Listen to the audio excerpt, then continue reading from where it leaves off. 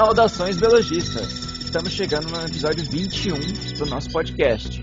E hoje a gente vai falar um pouco sobre biorremediação, microalgas, saneamento e em breve a gente apresenta o nosso convidado. Então, estou aqui com a Susan. Eu e a Susan hoje vamos conversar com o Adriano. Oi, galera. Eu sou a Susan, sou bióloga, entomóloga, a doida dos insetos. E eu queria falar uma coisinha aqui, aproveitar a oportunidade. Hoje, a data de hoje, né, onde esse episódio vai ao ar, dia 2 de dezembro, é uma data muito especial para mim, porque exatamente um ano atrás, nessa mesma data, foi ao ar o episódio número 2 do podcast, onde eu fui a primeira convidada, discutindo um pouco sobre os insetos. Lembra, Ribas? Nossa, que orgulho, Susan. Nossa, foi muito legal, né? Exatamente há um ano. Cara, que orgulho, que legal. Pois é. Foi muito legal, porque assim, a gente gravou o primeiro, né? Aí depois a gente falou, putz, a gente tem que chamar um convidado. Aí a gente pensou, quem que a gente vai chamar, né? A gente falou, a Susan é aquela pessoa que tá sempre curtindo, compartilhando, comentando, né? Ela tá dando maior apoio. Vamos chamar ela primeiro, né? Ela é colega nossa. Aí a gente teve uma conversa super legal e depois, futuramente, você virou membro oficial, cara. Então, né? Não tinha como eu não participar do episódio de hoje para celebrar a data, né? De um ano, tô eu aqui de novo, só que agora como apresentadora. Olha que legal, né? Será coincidência? Destino? Conspirações do universo? Flávio, coloca uma música esotérica aqui agora, porque é necessário. Tem que colocar aquela do Arquivo X, sabe? Então, a verdade está lá fora.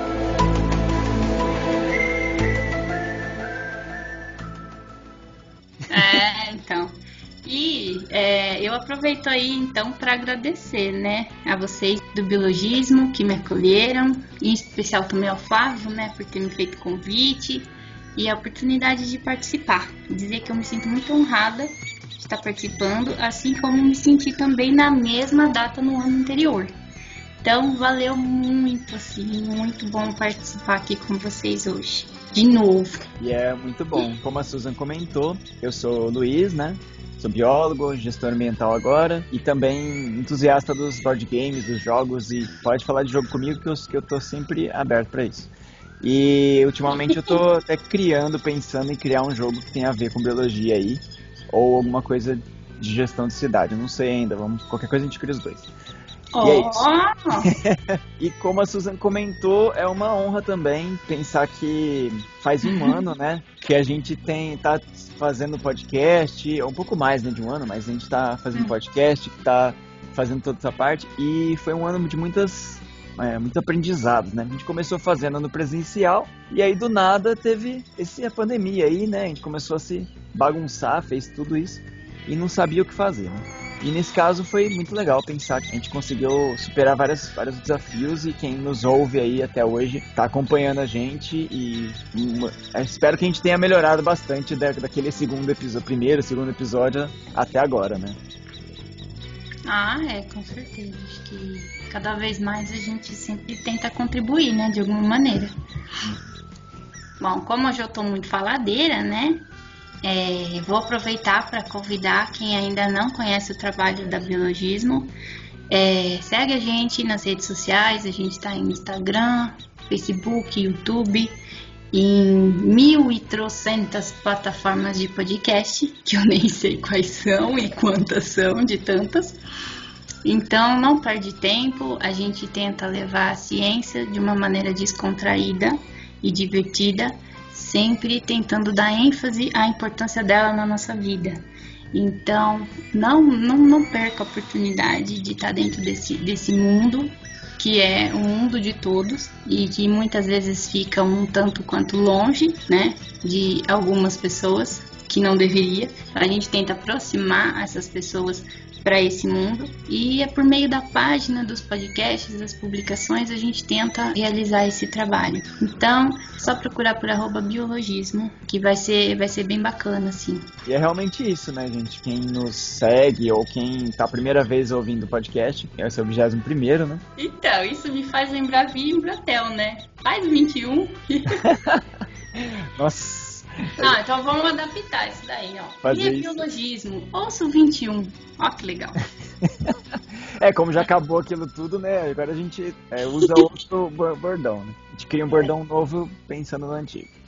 O episódio 21, eu tinha que ter. Com certeza. Bom, então a gente vai agora pra notícia, né? É mesmo. Uma notícia que deve ter um pouquinho a ver com o que a gente vai conversar hoje, mas é uma notícia de 2017, né? Então, solta a vinheta aí, Flávio. Notícia do Ribas. É isso aí, galera. É uma notícia do Ministério do Meio Ambiente em 2017, outubro, né? E a notícia fala: Ministério aprimora técnicas de biorremediação na Antártica, né? Aí você fica pensando, o que o Ministério do Meio Ambiente brasileiro tá fazendo na Antártica, né?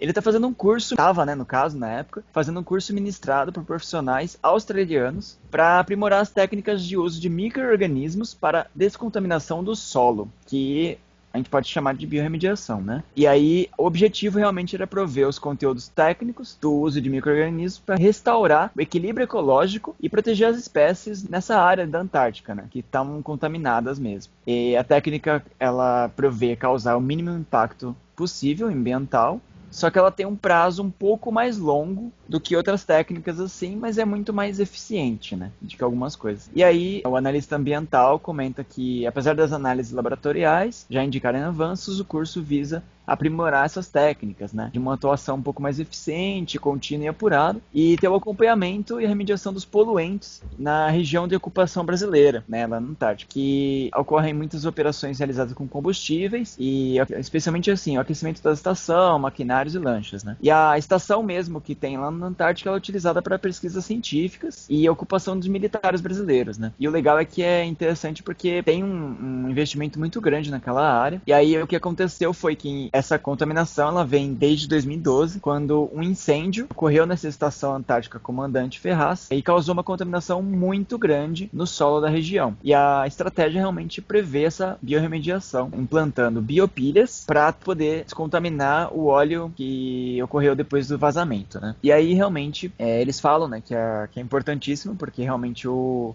vazamento de óleo, especialmente numa região como a Antártica, é muito grande, né, e faz muitos anos que aconteceu esse problema. Só que é legal que eles comentam, né, que é um projeto brasileiro, em coordenação com o Ministério do Meio Ambiente, a Universidade Federal de São João del Rei, em Minas Gerais, e eles respeitam todo o protocolo de Madrid e tudo mais, né, utilizam esses micro-organismos para toda essa parte. Então é legal, eu trouxe essa notícia para mostrar que eles estão fazendo realmente os experimentos e os dados mostram que a contaminação está diminuindo, e que uma técnica dessas, ela é, assim, querendo ou não, uma das melhores para uma situação dessa, que ocorre, tipo, óleo, realmente, e ela pode ser utilizada, provavelmente já esteja sendo utilizada bastante, nossos solos e costa, né, especialmente, nesse momento. E é isso, gente. Eu acho que assim, tá muito mais do que dentro do nosso tema, né, que a gente vai discutir.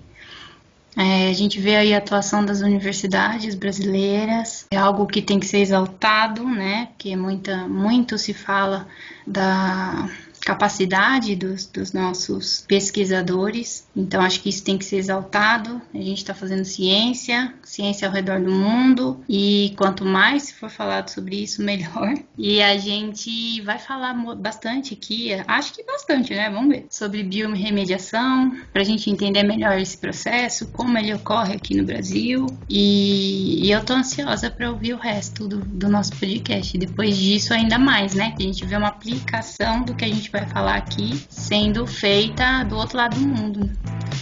Exatamente.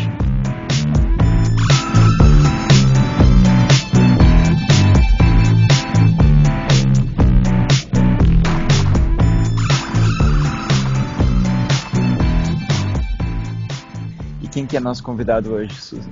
Gente, nosso convidado, vou contar, é o Adriano Marcello. Falei certo, Marcello? Falou. Uhul!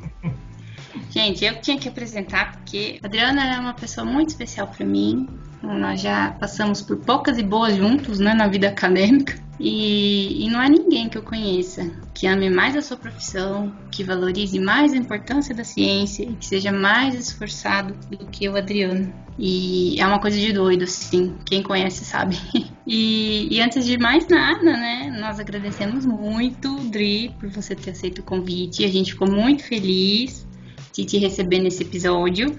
E depois de toda essa rasgação de seda, eu peço então para que você se apresente aos nossos ouvintes, nos conte um pouquinho da sua área de atuação, da sua vida enquanto cientista e o que mais você quiser compartilhar com a gente. Ok, olá pessoal, olá todo mundo que está ouvindo.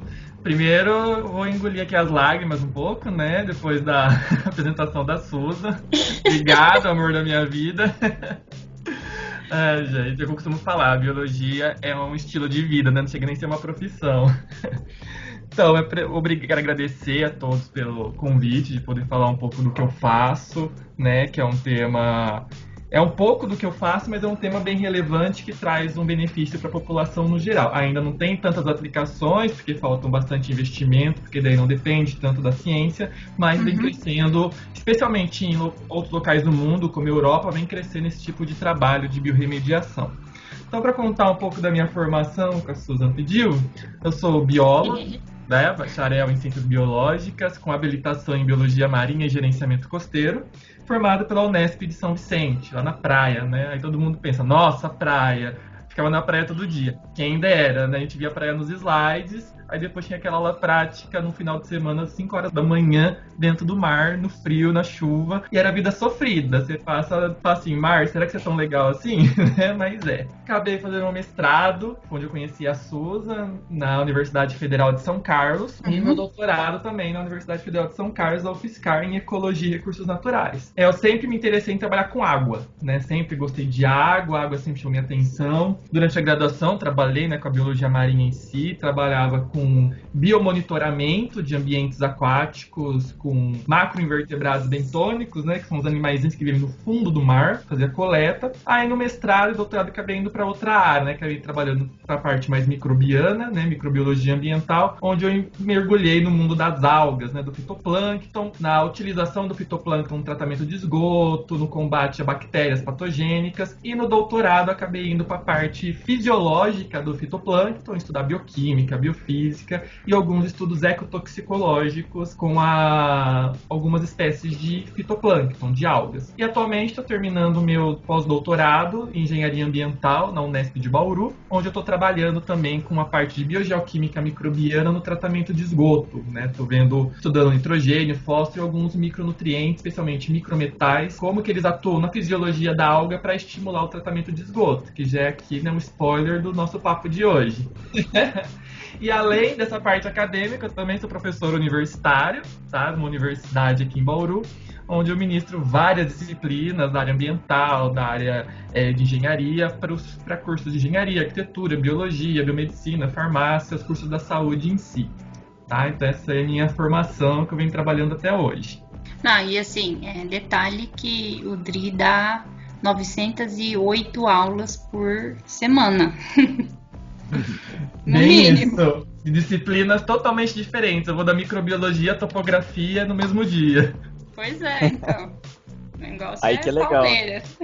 É legal porque eu sempre tô... É uma coisa que eu nunca gostei na minha vida foi ser monótono, né? Fazer aquele mesma coisa ao mesmo dia. Então, quando eu dava aula no cursinho, por exemplo, tinha uma época que eu tinha 6 turmas. 2 de manhã, 2 da tarde e 2 da noite. E eu falava a mesma coisa 6 vezes no dia. E eu achava isso, por mais que fosse a biologia e que eu amo falar, se tornava insuportável pra mim. Aí tinha uma turma que eu acelerava, eu dava uma atrasadinha, invertia os conteúdos pra eu poder falar uma coisa diferente no mesmo dia, porque isso é extremamente cansativo, né? A gente sabe que o próprio cérebro não gosta de ficar numa coisa constante. E eu gosto de dar aulas diferentes. É cansativo ter que ficar montando, estudando e tal. Mas é enriquecedor porque a gente sempre tá aprendendo, né? Com cursos diferentes, com conteúdos diferentes. E não fica aquela monotonia de sempre ficar falando a mesma coisa todo dia. Ainda mais pra quem, como a Suza falou, dá aula todo dia até de sábado de vez em quando. 1000 matérias.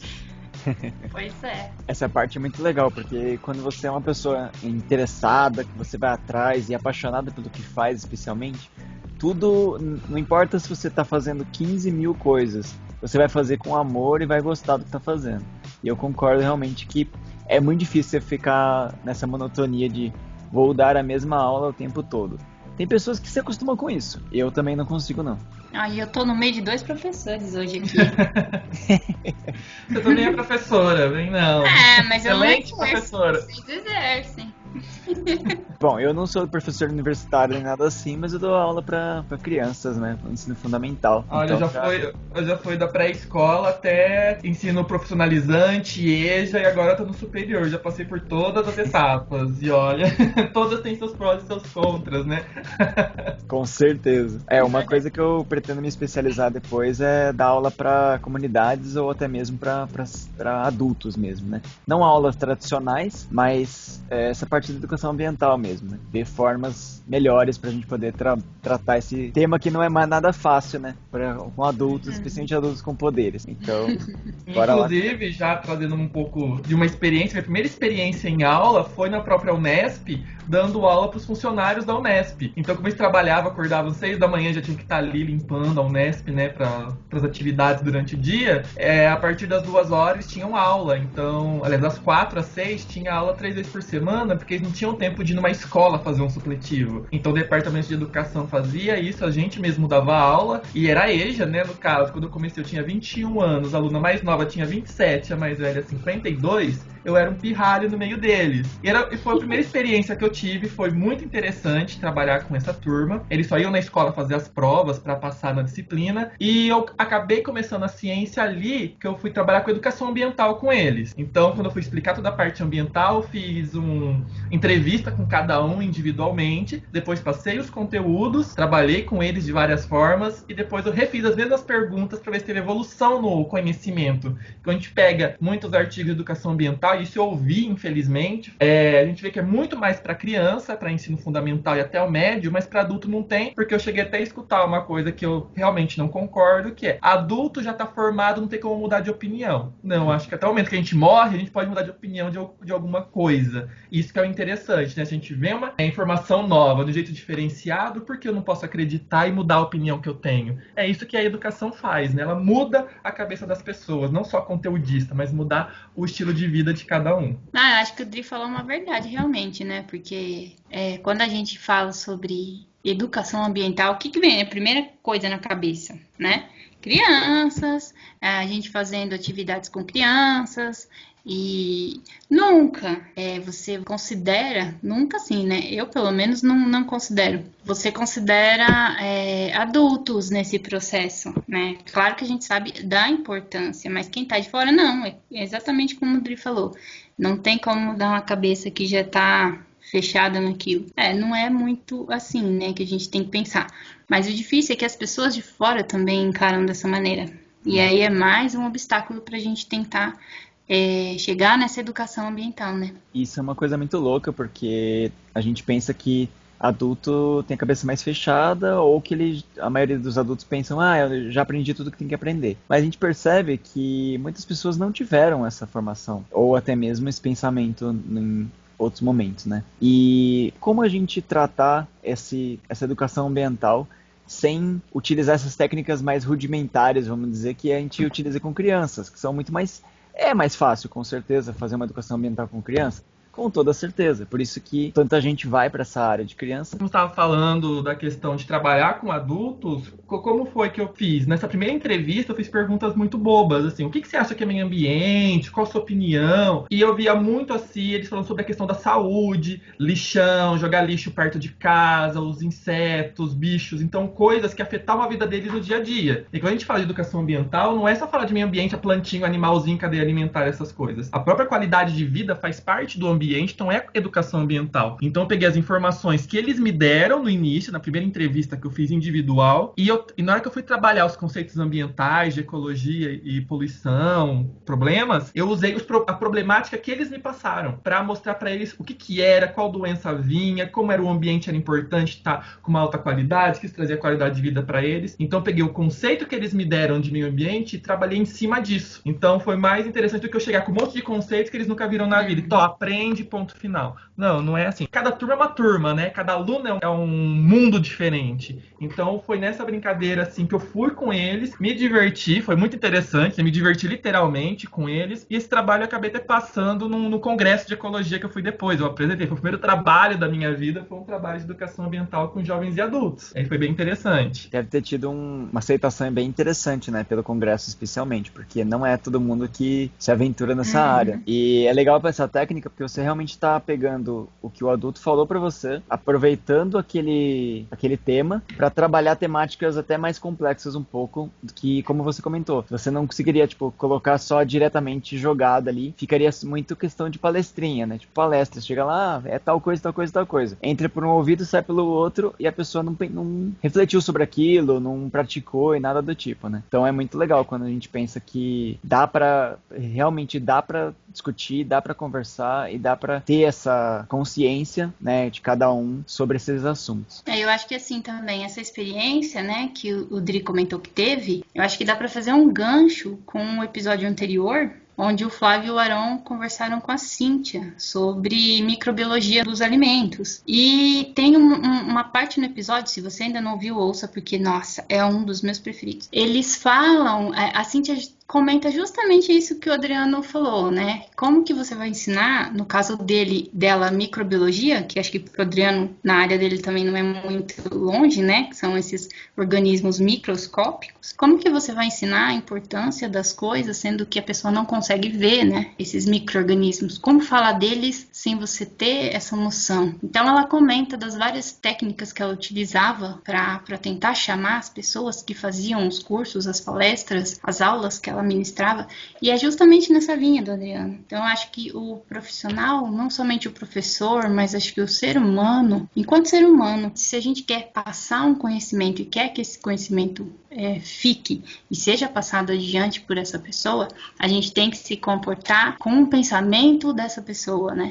Trazer essas coisas, eu acho que isso que faz um diferencial de um bom professor. Olha aí eu rasgando seda de novo. Mas é verdade, eu acho que isso faz a diferença na vida dos alunos, na vida das pessoas que se sentem dentro do ambiente, do que simplesmente você só jogar o conteúdo da maneira que a gente muitas vezes acaba fazendo, né? Acho que esse exercício de consciência antes de tentar ver como que eu vou fazer isso é essencial para a gente conseguir chegar com sucesso ao destino, né? Que seria a educação ambiental de fato. Essa parte, né, que a Susan comentou é muito legal, porque quando a gente promove o aprendizado ativo, né, que não é aquele só aquele negócio de receber, e faz as pessoas participarem e se interessarem pelo tema que está sendo colocado e elas se sentem parte daquele momento, você aprende muito mais do que se você simplesmente estiver ouvindo ou estudar por conta. E com certeza, você quer aprender mais alguma coisa, participe. É a melhor forma de você aprender uma coisa ativamente. E é como a Susan falou, essa parte de micro-organismo é uma coisa que é difícil de abstrair, né, Adriano? Sim. Eu trabalhei um pouco também no ensino médio. E até no cursinho, às vezes, eu não ficava naquela coisa do cursinho que só é matéria pro vestibular. Não, vamos aprender pra vida também, não é só vestibular. A vida não é resumida no vestibular. E às vezes eu pegava no laboratório mesmo, que eu estava no doutorado na época, algumas plaquinhas que sobravam dos colegas. Vai jogar fora? Joga não. Dá pra mim. Eu levava pra sala de aula e cada aluno colocava o dedinho. Então eu explicava o meio de cultura, e uma semana eu mostrava pra eles quem tinha o dedo mais sujo, fazer competição, que era o mais porquinho da sala. E eles viam, né, tipo, as bactérias, fungos, dá pra ver uma diferença do tipo de colônia. Então era a maneira que eu conseguia de mostrar. Mas dá pra fazer também com gelatina, né? Gelatina incolor, você faz um pratinho, coloca o dedo, também é um meio de cultura que dá para deixar os micro-organismos crescerem. Tem formas muito didáticas, né, lúdicas de ensinar os alunos, né? E os professores hoje, os mais novos, que eu percebo, os mais novos, assim, que eu convivi durante a graduação, no mestrado, no doutorado, que eu via os alunos da parte de educação, eles estão muito focados, né, em buscar novas metodologias para ensinar os alunos, né? E agora, nessa época de pandemia, que, por exemplo, tudo online, eu dei microbiologia online, como ensinar microbiologia online, como ensinar anatomia vegetal online. Então, a gente teve que se virar, corre atrás, e sem poder sair de casa, foi um trabalho assim, triplo, quádruplo, quíntuplo, que aumentou nosso trabalho. Porque a gente teve que fazer, acontecer, mostrar para o aluno como que as coisas acontecem. Então, faz um experimento tal, grava e me manda, valendo uma notinha, porque tudo valendo nota eles fazem com gosto, né? E foi assim que eles fizeram alguns trabalhos, e eu consegui ter sucesso na maioria dos casos. A gente não foi preparado para dar aulas online, né? Quem fez aí a licenciatura, até quem não fez, a gente não está preparado para isso. Então, tudo é novidade. Algumas a gente acerta, às vezes a gente fica, errou. Então, essa metodologia não dá para utilizar online, ou preciso melhorar ela. A gente também está aprendendo muito. Acho que quem mais está aprendendo nessa questão da pandemia é o próprio professor, o próprio docente, correndo atrás de novas metodologias para fazer o aluno aprender, tá? E o bom é que tá tendo uma valorização dos trabalhos sem ser prova, aquelas provas típicas, pergunta-responde, pergunta-responde. Então, por exemplo, na universidade que eu trabalho, é meio praxe isso, né? Ter 2 provas na data que eles mandam, na semana de prova, e tem que ser daquele jeito, né? Porque você manda, eles imprimem e tal. Tem que estar dentro do estilo do ENAD, por exemplo. Agora, como a gente tá tudo online, então isso é um ponto positivo de tudo isso. A gente pode fazer vários tipos de metodologias avaliativas. E vários que eu tenho tentado. Alguns dá errado, não dá aquele resultado que a gente espera, mas a maioria, graças, né, a Deus, tá dando certo. Alguns estão fazendo trabalhos assim que eu fico, me ensina a fazer esse vídeo, me ensina a editar desse jeito, porque eu não sei. Eles estão me dando aula. Certeza. Eu tô aprendendo a fazer, sabe aqueles videozinhos que é estilo Draw My Life, que tem a mãozinha escrevendo, desenhando, etc? Sei. Eu tô aprendendo a fazer isso aí também pra dar uma diferenciada nas aulas, no mini curso, etc, que a gente fala também, né? E pra esses assuntos que às vezes são um pouco abstratos ou que exigem um pouco de mão na massa, a gente precisa se desvirar mesmo, né? Dobrar, né? É legal.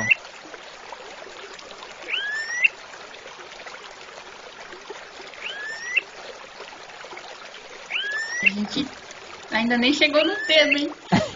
Isso que é importante de conversar, né? A gente tá conversando, como é informal. A gente tá fazendo aqui o que seria o que eu acabei de falar da prova, né? Não tem aquele roteirinho certinho, responde isso. Se a pergunta responde, né? A gente tá deixando fluir, tá aprendendo. Então o tema agora virou educação. Eu acho que eu vou pegar o gancho, então, de educação com a parte do sentido mesmo, né? Você falou muito de microágua, saneamento e biorremediação, você teve até na questão da notícia. Mas explica um pouquinho pra galera, tipo, que tá ouvindo a gente, o que seria a questão da biorremediação mesmo e as vantagens que teria, assim, em cima. Porque aí a gente consegue entender melhor para poder entrar na conversa, né? Biorremediação, primeiro pela palavra, né? Vamos tirar o bio e colocar só remediar. Então, vamos pensar no nosso dia a dia, a gente chama remédio. O que é remédio? Para tentar tirar um efeito contrário do seu corpo, um efeito adverso de alguma doença, alguma infecção ou inflamação. Então, você está remediando, tá? Você está, na verdade, arrumando uma coisa que deu errado. Então, quando a gente fala de biorremediação na questão ambiental, a gente vai usar bio, né, os organismos vivos, para limpar o ambiente, para fazer alguma coisa nesse ambiente. Então, isso é a biorremediação. Então, por exemplo, tratar o esgoto com tirando as algas, no caso, o próprio tratamento de esgoto é realizado por micro-organismos. Né? São as bactérias que decompõem a matéria orgânica e vai liberando uma água, teoricamente, mais limpa, vamos dizer assim. São eles os grandes responsáveis pelo tratamento de esgoto. E quando a gente usa tratamento, a biorremediação, além de ser ambientalmente melhor, porque você não vai colocar produtos químicos, produtos físicos no ambiente porque é caro, tem a questão também de você não precisar, nem muitos falam, vamos fazer organismos geneticamente modificados e colocar no ambiente. Só que quando você coloca um organismo geneticamente modificado nesse ambiente, você não sabe como ele vai se comportar. Ele vai morrer? Ele vai crescer? Ele vai dominar o ambiente? Ele pode se tornar um problema maior do que o problema primário. Que nem vamos usar um grande exemplo do ano passado, que foi Brumadinho, né? Teve aquele acidente, né? Não é esse termo, né? Teve o desastre, né? Acidente, aquele ato criminoso, tá? Porque eu estudei com colegas da engenharia, eles pegaram os laudos e há mais de um ano tinha rachadura de mais de 1 metro, já sabiam que tinha risco, então é crime, tá? Deixar acontecer a mesma coisa que dirigir bêbado, você assume o risco do acidente. Uhum. E lá tem tudo contaminado. E ano passado tinha uma aluna da engenharia ambiental que queria trabalhar com essa lama, porque ela morava em Brumadinho. E ela foi lá, buscou 10 quilos de lama, coitada, trouxe, pesado, porque tem metal pra caramba. Então, como tem muito metal, a massa do átomo de metal é muito maior do que dos outros menores, mais comuns. Então é muito pesado. É perigoso também, metal né? Pesado mesmo. Sim, metal pesado em todos os sentidos, cádmio, ferro. E a gente eu fiz 2 TCCs com minhas alunas com isso. Essa aluna da engenharia ambiental ela trabalhou com a toxicidade. Então a gente coletou plantas aquáticas e colocou em várias proporções se essa lama seria problemática ou não para as plantas. A gente viu que na hora que colocou, a própria lama já grudou na raiz, impedindo que a planta absorvesse nutrientes. Por quê? A raiz tem carga negativa, por causa da celulose. O metal tem carga positiva. Lá, os opostos se atraem. Então, o metal grudava na raiz e impedia que a planta absorvesse nutrientes e água. E uma outra aluna que foi na parte de remediação, mesmo de biorremediação, a gente quis saber se naquela própria lama que veio, tinha algum organismo que crescia nela. Tá? Porque não vai ter carbono, nitrogênio e fósforo, mas tem alguém que é resistente, que já está ali. Então a gente colocou em meios de cultura, né, aqueles meios bacterianos, mais para fungos, porque fungos são mais resistentes na degradação ambiental, são extremamente resistentes, e cresceu algumas colônias de fungo, e teve uma lá branquinha, a gente não chegou a identificar, que cresceu loucamente na maior concentração de metal que a gente tinha, de lama. Aí a gente foi analisando dias de crescimento, o fungo crescia quase 2 centímetros a cada 4, 5 horas. Era um crescimento absurdo. Ô, louco. Então, quer dizer que a gente poderia, que o trabalho de TCC acabou, ela se formou, mas esse fungo já está ali naquele ambiente. Então, em vez de eu mudar um organismo geneticamente no laboratório e colocar lá e ser um risco para o ambiente, eu uso um organismo que já está no ambiente. Então, o que a gente poderia fazer? Cultivar em laboratório para ter uma grande quantidade desse organismo e colocar no ambiente para ele absorver esse metal. O interessante da biorremediação é que hoje sabe-se que através da biorremediação, em alguns casos, a gente pode fazer a biometalurgia, tá? Que é um termo aí também, a biohidrometalurgia. Utilizar os organismos vivos para tirar minérios de interesse econômico do ambiente sem precisar de degradação ambiental, sem precisar de compostos químicos, sem precisar de degradação física. Então, eles podem fazer isso. Então, esse fungo, a partir do momento que ele está absorvendo metais e colocando dentro do corpo dele, você pega esse fungo, né, depois queima ele, porque é um fungo, né, não vai ter problemas éticos sobre isso.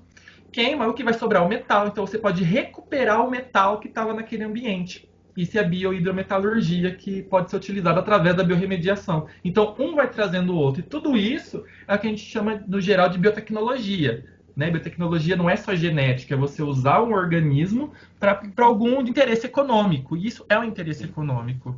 Eu fico pensando se seria um sonho que você acabou de falar, né? Porque a mineração é uma das coisas que mais poluentes, mais contaminantes, mais problemáticas que a gente faz no planeta, né? Em relação a impactos. E aí, se a gente conseguir fazer uma coisa desse tipo, né? Conseguir aproveitar os organismos que já existem para retirar alguns minérios, para poder aproveitar sem causar esses problemas tão grandes que a gente vê por aí, seria, acho que talvez um dos maiores sonhos, assim, de um biólogo ou de um ambientalista nesse ponto. Bem interessante. Pra gente, na verdade, tá sendo um sonho meio que obrigatório, tá? Exatamente. Vai se tornar obrigatório, porque, por exemplo, eu vou dar um exemplo do esgoto, né? O esgoto ele é riquíssimo em nitrogênio e fósforo. E a gente sabe que as algas, por exemplo, elas vão absorver fósforo absurdamente, porque fósforo limita o crescimento da alga. Né, da alguinha que vai estar lá no esgoto. E quando tem bastante fósforo, ela é loucona. Ela começa a absorver, que nem que a gente. É igual a gente com uma mesa cheia de coxinha. Você quer comer só 2, seu estômago quer, mas o zoião vai fazer você comer um monte. É uma chips. Chocolate. É chamado de consumo luxurioso até na literatura. Então ela absorve e acumula muito fósforo dentro dela. Então, se você remove aquela biomassa de alga, aquele tanto de alga que cresceu, queima a alga, sobra o quê? O fósforo. Você recupera o fósforo. E já sabe-se, vários estudos, que o fósforo, que é assim, extremamente importante para o nosso corpo mesmo, para o DNA, para a nossa energia, para que o nosso corpo funcione, o fósforo, as reservas de fósforo natural vão acabar em 2050. Então tá aí, ó. Ah, meu Deus. 30 anos vai acabar a reserva de fósforo natural. Então vai ter que começar a utilizar qual é a maior fonte de fósforo? O esgoto. Então, o tratamento de esgoto biológico vai ser uma coisa que hoje é lenda, né? Tem a teoria, mas poucos locais utilizam, mas vai se tornar uma coisa extremamente obrigatória para a manutenção da própria vida humana.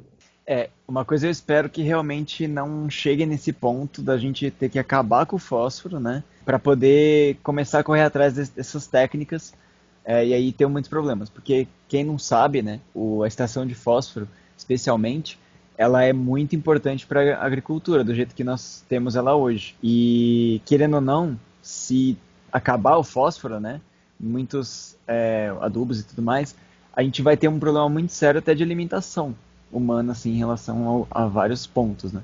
E trazendo uma novidade em cima disso, hoje uma das pesquisas que está começando assim crescer ainda tem poucos estudos, é pegar essa biomassa de alga e utilizar como biofertilizante. Então, em vez de colocar um fertilizante químico no ambiente, a gente pega essa massa de alga que está cheia de nitrogênio e fósforo dentro dela, armazenado, coloca no solo e ela vai degradar liberando nitrogênio e fósforo e a planta absorve. Então a gente chama de biofertilizante. Então a gente tem assim, tratando o esgoto, a gente tem várias resoluções de problemas, na verdade. O esgoto hoje é uma fonte riquíssima assim de investimento.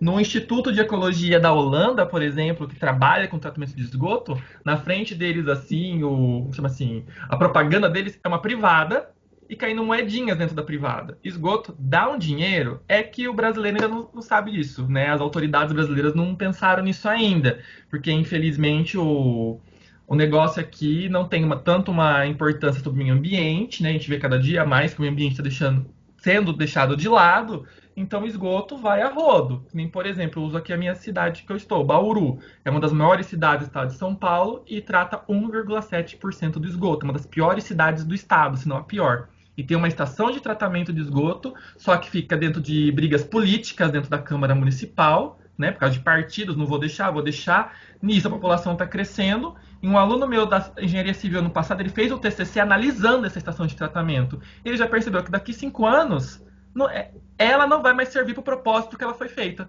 Ela não vai atender mais o princípio dela de 5 anos atrás. Então já é um projeto que vai se tornar obsoleto. E dinheiro público vai indo para o ralo em cima disso, né? Então, né, eu sempre falo, não tem como separar meio ambiente, sociedade e a economia. Está tudo interligado, né? E a biorremediação pode ajudar em tudo isso, já que é o nosso tema. Odri, mas conta pra gente, nessa questão da biorremediação ainda, como que é essa área aqui no Brasil? Ela existe ou somente na teoria? Nem você falou no começo do podcast sobre a valorização da ciência. O Brasil tem um dos maiores cientistas, né, a maior gama de cientistas que trabalham com biorremediação. Porque para você trabalhar com remediação tem que ter um ambiente degradado. Né? Infelizmente, né? Eu falo para os alunos, hoje, infelizmente, a gente não tem mais que se especializar em preservação, porque não tem mais quase nada para preservar, infelizmente. A gente tem que aprender na faculdade técnicas de recuperação ambiental. E a biorremediação é uma dessas técnicas de recuperação. E o Brasil tem muitos profissionais na academia, na ciência, que sabem muito, mas acaba sendo exportado, né? Mão de obra para o exterior. Que principalmente a Europa está usando muito. A Europa está usando muito mesmo essa biorremediação. Mas, assim, efetivamente no Brasil, pouquíssimo. Pouquíssimo. O tratamento de esgoto já não é adequado no Brasil. Já não segue uma porcentagem adequada. Então, o tratamento ideal, a biorremediação, não é utilizada. Infelizmente, são extremos casos. Você vai encontrar mais testes em laboratório, mas usando mesmo no ambiente, não se usa. Infelizmente. E, bom, pelo que consta, pelo menos, não é uma prática que tem um custo muito elevado, né? Então, é algo que seria viável mesmo para tentar reverter ou então melhorar um pouco essa situação ambiental, né? Sim, por exemplo, vou dar meu exemplo. Vou falar aqui do esgoto, que é o que eu estou acostumado. Eu vejo o esgoto não com aquela visão de saúde pública, ai que nojinho, cocô, xixi, parasitas, não. Eu vejo ele do ponto de vista bioquímico. Ali todas as reações bioquímicas acontecem ali, a diversidade microbiana é vastíssima. Então você manipulando esses organismos, você consegue ter o tratamento. Então, por exemplo, o foco são as algas. O que você precisa fazer com as algas? Nada. É só deixar. Acho que todo mundo aqui já viu uma estação de tratamento de esgoto, aquela que tem um piscinão, que fica o esgoto parado ali um tempo. É nesse tempo que o esgoto está ali no piscinão que os micro-organismos estão degradando a matéria orgânica. Então as bactérias degradam, liberam gás carbônico, em consequência as algas que estão mais na superfície fazem a fotossíntese, utilizam esses nutrientes para crescer e produzem oxigênio.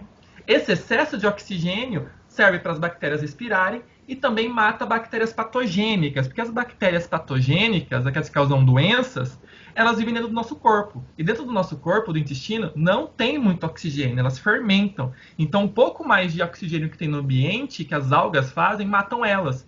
Então, o tratamento também está de saúde pública, porque na hora que você jogar aquela água tratada no rio, não vai ter parasitas, tá? Mas, o que precisa fazer? Nada. No mestrado, o que eu fiz? Eu só analisei o esgoto, deixei o esgotinho lá em 2 condições diferentes, e as algas que estavam ali, porque no próprio esgoto tem, é só deixar elas crescerem, não tem gasto. Então, na verdade, eu poderia... E que essas algas, você pode produzir biocombustível também, que é muito mais em conta do que cana-de-açúcar, por exemplo. Então, seria assim, perfeito chegar para uma cidade, por exemplo, chegar aqui em Bauru, que não tem tratamento. Ô, prefeito, me dá seu esgoto? O prefeito até pagar para você levar o esgoto dele, que é um problema menos na vida dele, né?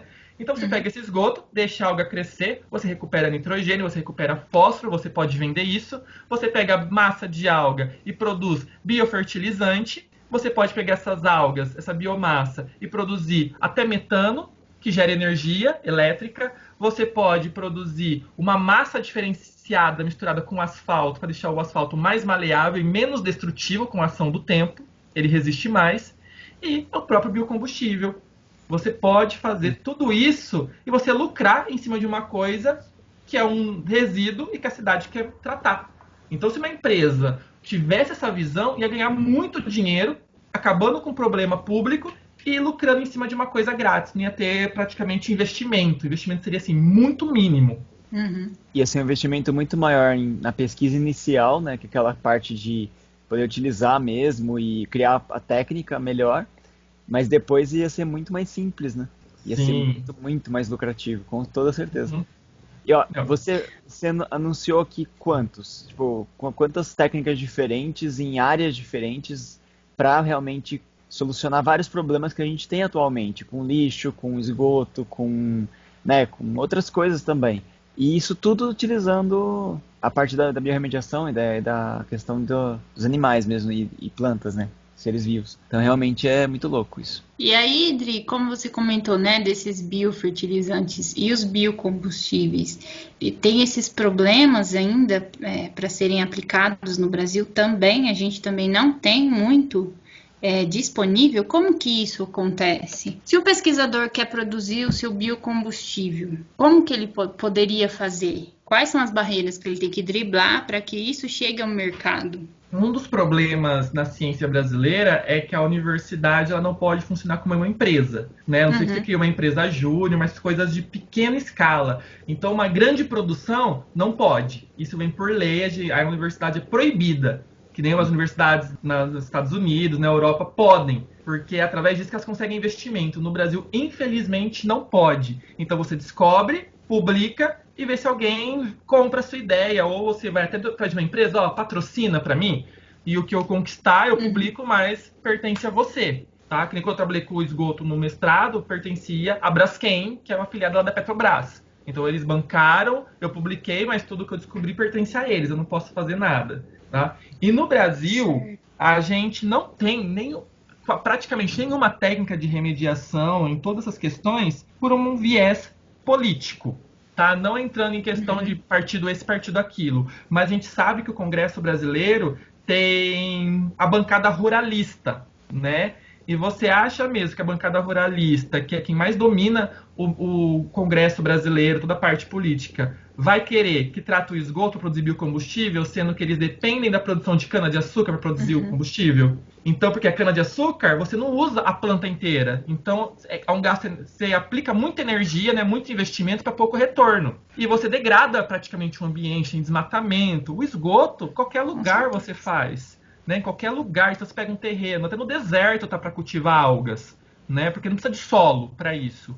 E a alga, como ela é uma celulinha só, ela armazena muita energia. Ela não tem aquelas partes duras do corpo da planta que não tem energia nenhuma praticamente, aquelas partes mortas. A alga, então, ela rende muito mais, mas muito mais mesmo, do que uma planta. Só que os governantes que estão lá, que estão dessa bancada ruralista, que vendem a sua cana-de-açúcar para isso, eles não vão deixar de vender cana-de-açúcar para tratar esgoto. E, consequentemente, uma outra empresa conseguir um dinheiro. Então, tem essa barreira política que impede que a remediação para a produção de biocombustível e biofertilizante cresçam. Porque no biofertilizante, por exemplo, se você começa a fazer isso, que qualquer esgoto tem a questão também das empresas botarem uma pressão sobre os governos e falar, ó, eu tô aqui no seu país, eu tô aqui, eu vou embora. Se eu for embora, desemprego, entendeu? Tem todo esse jogo de cintura aí político, né, das empresas, dos governantes, em todas as escalas, em relação.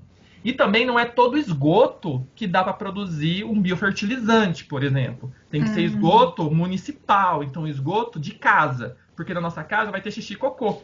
Agora, se você vê um esgoto que tem indústria, tem várias composições diferentes dentro desse efluente. Então pode ter metal, e esse metal pode estar na alga, e a alga, na hora de decompor lá na raiz, libera esse metal e a planta absorve, na hora que você comer, entra para você. Então, uma das questões que tem por lei no Brasil é tratamento de esgoto municipal é para o município. As empresas que geram, as indústrias que geram esgoto têm que ter seu próprio tratamento, porque é uma composição diferente, então as técnicas são diferentes. Mas a gente não vê isso no Brasil, infelizmente. É uma pena, né? Porque não só as pessoas, mas o meio ambiente sofre e muito, né? Com essa falta de ação. A gente fica pensando no quanto que o Brasil, né, deveria ser o primeiro país no mundo de ser assim, né, o modelo para todos o resto. A gente tem uma biodiversidade imensa, a gente tem, né, água pra caramba, a gente tem um monte de coisa que a gente deveria cuidar e ser o pioneiro nessas coisas. E a gente percebe que, como você disse, tem pesquisadores maravilhosos, mas às vezes só vai receber valor, entre aspas, com empresas externas ou privadas mesmo, né? E é muito triste isso. Atrapalha demais, né? Sim, é um problemão. E o Brasil ele tem todo o potencial porque, por exemplo, a Europa está investindo nisso. Por exemplo, a Prefeitura de Barcelona fez um acordo com uma universidade e com uma empresa de carro dessas famosas, que eu não vou lembrar o nome. Então, eles estão tratando uma parte do esgoto da cidade com algas e a biomassa de algas, a empresa de carros vai produzir o biocombustível, que ele é muito mais econômico, ele é menos poluente. Então, está tendo essa associação. Isso em Barcelona. E como que o Brasil poderia ganhar isso? Porque o Brasil tem sol o ano inteiro. O Brasil é um país quente. E quanto maior a temperatura, maior a reação bioquímica, maior a produção de algas. Agora você pensa na Europa, que está investindo isso. Quando chega agora no final do ano, que é o inverno, diminui as temperaturas, as algas começam a não crescer tanto, muda a composição das algas que vão crescer, crescem espécies mais resistentes ao frio. E talvez essas espécies mais resistentes não produzam tanto óleo quanto as espécies de calor. Então o Brasil tem todo um potencial de biorremediação altíssimo. Não só na parte biológica, mas em várias outras partes da ciência. O Brasil tem muita mão de obra preparadíssima que a gente acaba exportando, né? Isso entrando do ponto de vista assim, de formação, é um crime contra o próprio patrimônio público, porque a gente que fez graduação, mestrado, doutorado em universidades públicas, a gente recebeu investimento das pessoas. Então, o ideal seria a gente reverter. Então, por exemplo, no meu caso, a questão minha biológica era estudar as algas, a parte bioquímica, a parte de ecologia delas. Mas qual retorno eu quero dar para a população dentro de tudo que ela investiu em mim, em bolsa, em professores, na estrutura da universidade? É tratando o esgoto. É uma maneira que relaciona o que eu gosto e também um retorno para a população. E a gente no Brasil acaba investindo muito em pesquisadores, formam pesquisadores fascinantes, né? Só que a gente manda embora, em vez de valorizar aqui dentro, em qualquer área da ciência. Isso é muito triste. Acho que realmente esse é um dos principais problemas no quesito dessa descrença, né, na ciência ou no papel das universidades, porque justamente por isso, porque quando a gente faz uma pesquisa, a gente passa anos lá pesquisando, a população não vê o retorno, porque muitas vezes isso, né, o que a gente os resultados que a gente obtém ficam numa tese, ficam dentro do laboratório. Isso não sai desse ambiente acadêmico. E isso só vai aumentando, né? A gente vê que isso acaba aumentando com o passar do tempo. E essa descrença vem muito por isso. Porque, qual é o papel da universidade? Não sei, a universidade não faz nada pra mim, não interfere em nada na minha vida. E não é bem assim, né? Mas são situações como essa que acabam fortalecendo esse pensamento, né? Que é uma coisa que a gente tenta, até mesmo através desse podcast, a gente tenta desanuviar aí essa relação entre população, universidade, pesquisadores. A gente tenta mostrar como tudo isso faz parte da mesma coisa e que tudo que é produzido é para a população, né? Embora a gente tenha aí muitos problemas, né, para alcançar esse resultado, ainda mais porque são problemas que muitas vezes acabam entrando nesse ramo político, né? Que é uma coisa que a gente não tem como dominar. Com certeza, Susan. E é uma coisa que a gente pensa que esses estudos científicos, eles são muito valorizados às vezes por algumas empresas e fica mais nesse ponto, né? Essa pesquisa vai indo meio marginalizada e aí ela não é jogada às vezes para a população ou direcionada falando isso é uma pesquisa que aconteceu e vocês estão recebendo os frutos dela agora, porque tem muito joguete político, tem muita coisa que é suprimida, que é jogada para escanteio, ou até mesmo, a gente sabe, né, fake news aparecem do tipo, isso aí não foi pesquisa, isso foi uma coisa que aconteceu nos Estados Unidos e não no Brasil. E aí a gente fica pensando coisas diferentes, né. Eu queria até comentar que, por exemplo, eu já mexi bastante com algumas coisas que, essa parte de saneamento, né, mas para a parte rural, que eu não sei se o Adriano conhece, mas jardim filtrante ou fossa séptica, tem algumas técnicas que a Embrapa, por exemplo, ela pega muito forte. E ela utiliza essas técnicas, essas pesquisas, né, dá um investimento muito grande nessa área, para poder realmente ter esse retorno nas comunidades ou até mesmo nas pesquisas, né, rurais. Já mexeu bastante com isso, Adriano? Eu já ouvi falar, tem gente aqui no laboratório onde estou fazendo pós-doutorado que trabalhou com isso, que são um desses casos que a gente usa plantas, são as wetlands construídas, né, as áreas alagadas. Então você coloca umas plantas que são anfíbias, que gostam de água e solo ao mesmo tempo, e você passa o esgoto da casa pelas raízes dela. Você faz um jardim na frente da sua casa, bonito, com essas plantas, o esgoto passa por ali e sai água tratada, sai água limpa. Por quê? Não é uma água potável, mas é água limpa. Que nem água de um rio preservado, que praticamente não existe, é uma água limpa, mas não é potável, né? Então sai uma água limpa, que é bem melhor do que um esgoto puro. Então se cada casa tivesse wetland, ou uma quadra, um bairro tivesse wetlands construídas, essas áreas alagadas, já facilitaria muito o tratamento do esgoto, diminuiria muito a poluição orgânica dos rios, porque quando o esgoto cai, leva parasitas também. E a gente vê que, por exemplo, o Jardim Botânico aqui de Bauru tem um lago, tá? Todo bonitinho, arquitetônico, que é uma parceria do povo da engenharia, da biologia e da arquitetura aqui da Unesp de Bauru, e que é um lago muito bonitinho, que a população vai lá, tira foto, já vi até noiva e noivo tirando foto ali depois do casamento, porque é uma paisagem bonita, só que ali é o esgoto puro que está sendo tratado.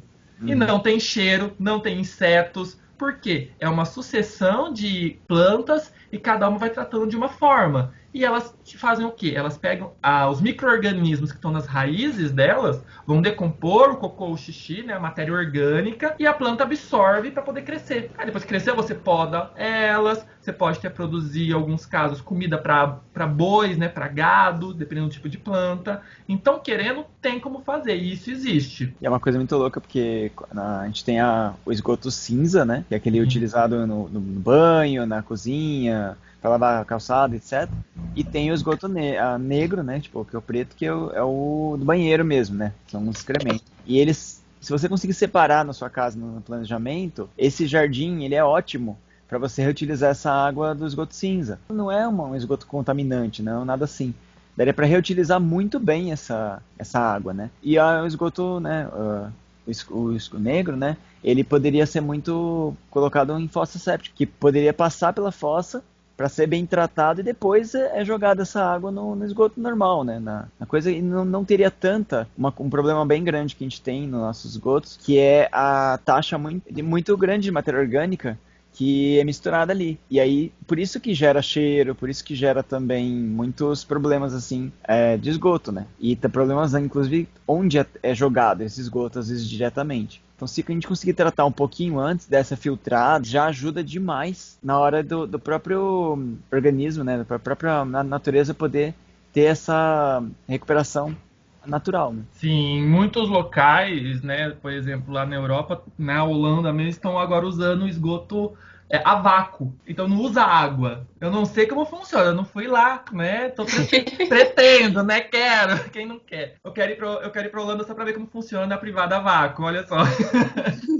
E para usar o mínimo de água possível, porque lá na Europa eles têm problemas com água, né? Não tem água, né? Então eles estão usando isso para tratar. Outro exemplo muito interessante de usar, que nem o Luiz falou agora, de usar como adubo e tal, a Costa Rica. A Costa Rica aqui na América é um dos melhores países do mundo em relação à conservação. Eles quase perderam uns 30, 40 anos atrás a diversidade, as florestas. Lá é clima tropical também, até que teve uma grande política, né? Porque só a política que pode fazer essas ações, não é o cientista nada, eles têm o poder para isso, de conservação. Então, a Costa Rica é o país da América que tem a maior conservação de florestas do mundo, né? Da América e do mundo também, se eu não me engano, em questão territorial. Ela tem acho que mais de 70% das florestas do país estão em pé. Ou seja, é uma coisa assim, fascinante. Então, o ecoturismo lá, dá para ganhar dinheiro com o ecoturismo, que gera muito lucro. E as casas lá tem uma privada, né, um vaso sanitário diferente,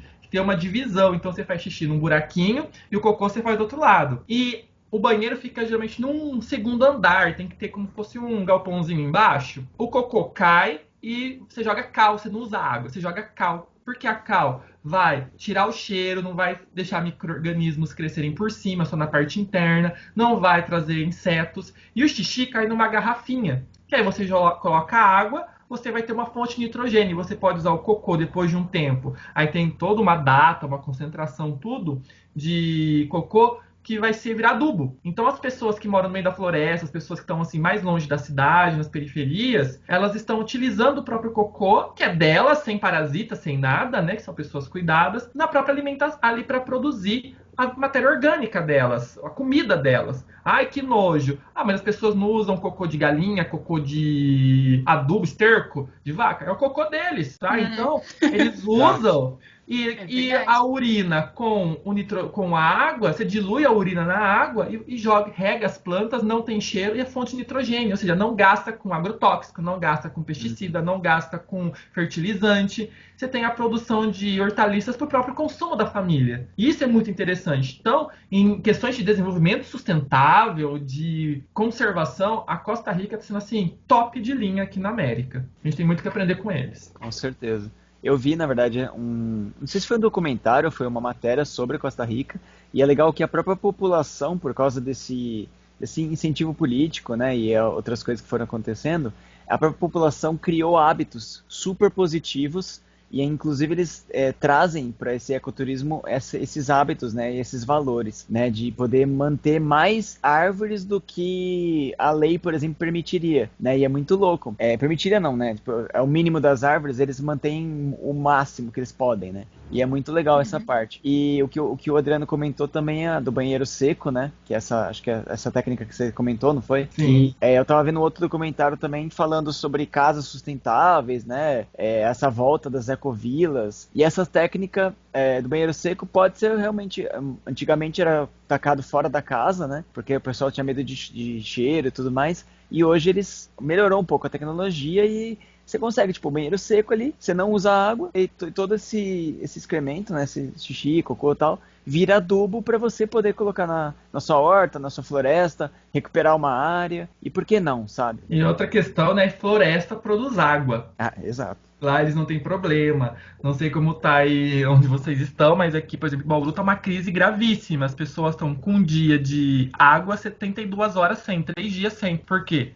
O rio tá muito abaixo. Só que o rio, quando a televisão mostra, faz o panorama com drone todos os dias para mostrar o nível, você só vê pasto do lado, você não vê mata ciliar, mas olha aqui, ficam só dependendo da chuva. Só que a gente sabe que a nossa chuva depende da Amazônia, que está sendo desmatada loucamente. Sem árvore para bombear água para a atmosfera e cair chuva aqui, não vai recuperar o rio. Então, que nem agora na eleição, eu vi um monte de candidato. Eu vou arrumar água, eu vou arrumar água, eu vou arrumar água. Eu só fiquei assistindo e rindo, né? Rindo de com uma tristeza interna, mas assim, rindo. Falando, mano, cara, os caras, né? As pessoas que estão aí se candidatando, não tem noção. Aí ficam mais prometendo. Eu vou abrir poço, abrir poço, abrir poço. Como se fosse abrir poço, fosse assim. Chego ali, vou cavar e acabou. Não é assim. Acabou e achei água, né?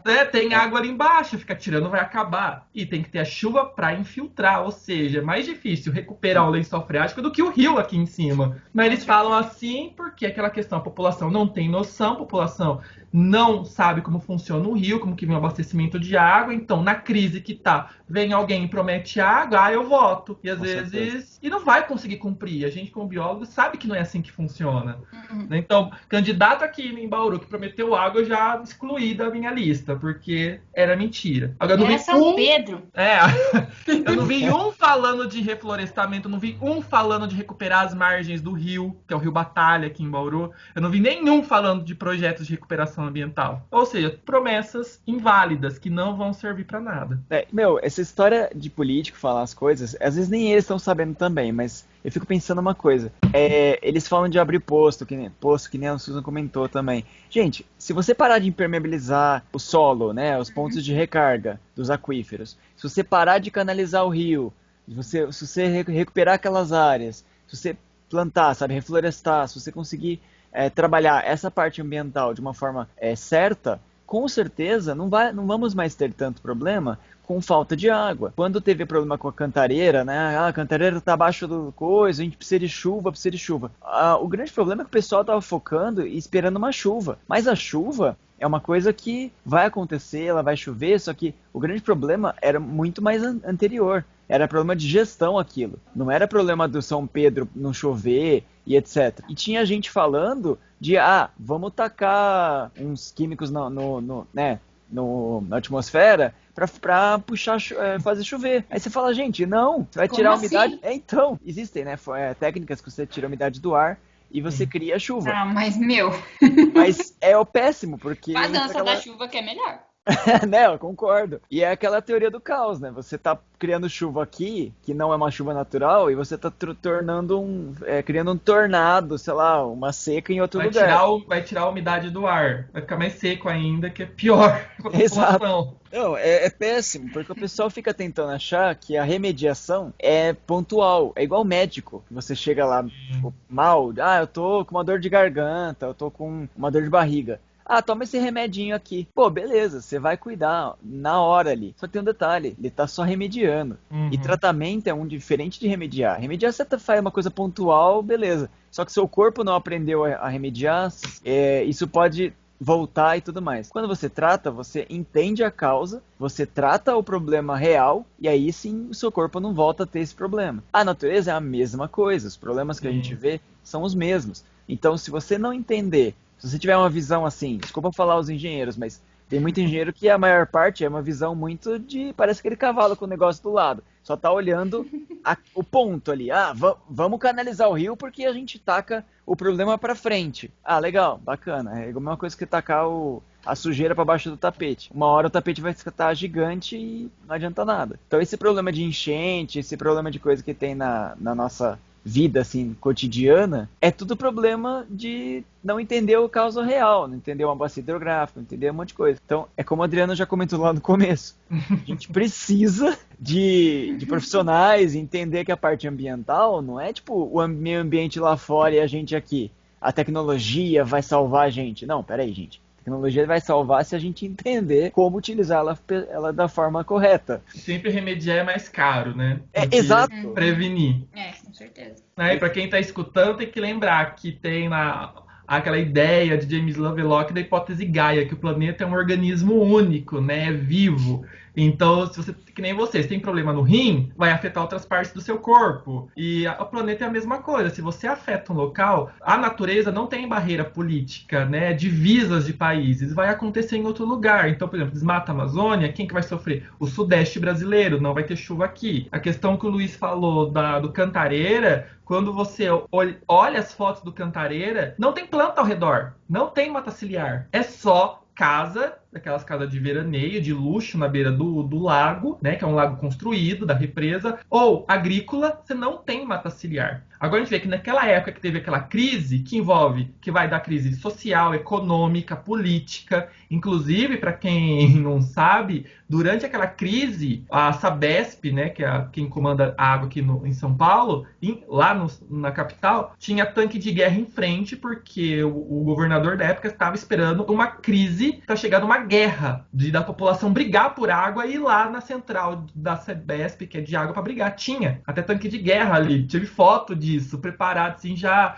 preparado para uma possível guerra, gente, guerra de água, do país que mais tem água no mundo. Eu não entendo isso. Isso me deixa assim, é uma falta de gestão absurda. Como que tem crise hídrica no país que mais tem água? Não tem lógica isso.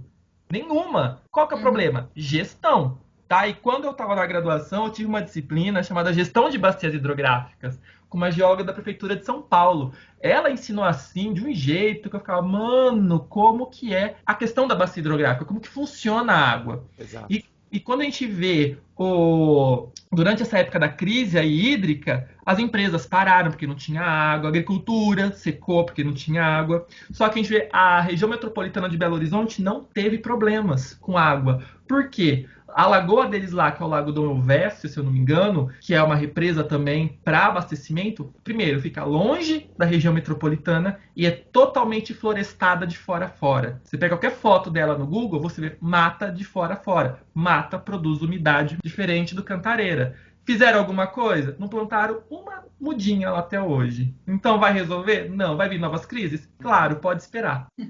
Com toda certeza, infelizmente. Infelizmente. Assim como pandemias, né? Vai vir outras. Essa é só a primeira. Exato.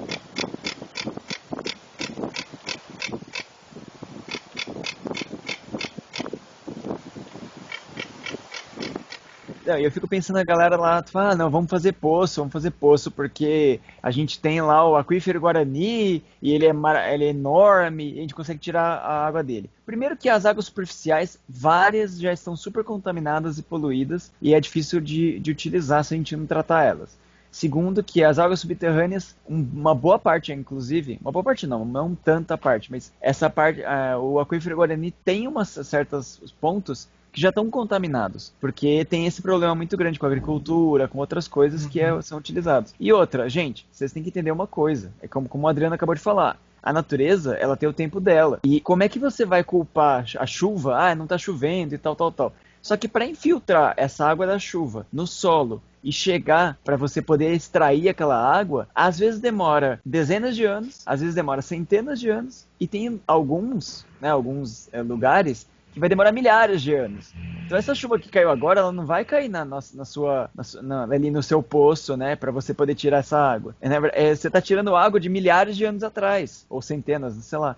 Então, chega uma hora que vai acabar mesmo. E é muito ruim isso, né? Achar que tem que depender de água subterrânea. E um dos problemas, já puxando a poluição das águas, né, que é também, né, eu trabalho com a poluição, é o que eu gosto. Eu sou meio psicótico, né? Eu falar, eu gosto de poluição. Poluição atrai meus olhos, mas é que eu gosto de estudar, saber como recuperar esse ambiente poluído. As águas superficiais estão todas contaminadas, e não é só por esgoto. Esse é o grande problema hoje em dia. Porque o tratamento de água, na verdade, ele tira o odor, tira a cor e tira gosto, para ficar aquela água do jeitinho que chega na sua torneira. É isso. Então tira resíduos sólidos, tira areia que vem com aquela água do rio, mata algumas bactérias, mas tem hoje os POPs, né, as partículas orgânicas persistentes. A nossa água vem com agrotóxico, vem com nanopartículas e um dos maiores problemas, medicamento. Tá vindo muito na água. E o tratamento de água não trata isso. Então vem na água que você bebe? Vem. E é por isso que eles têm vários problemas de saúde e você vai lá no médico, o médico fala, não sei. Ah, o médico é burro. Não é que ele é burro. Ele não sabe mesmo, ninguém sabe.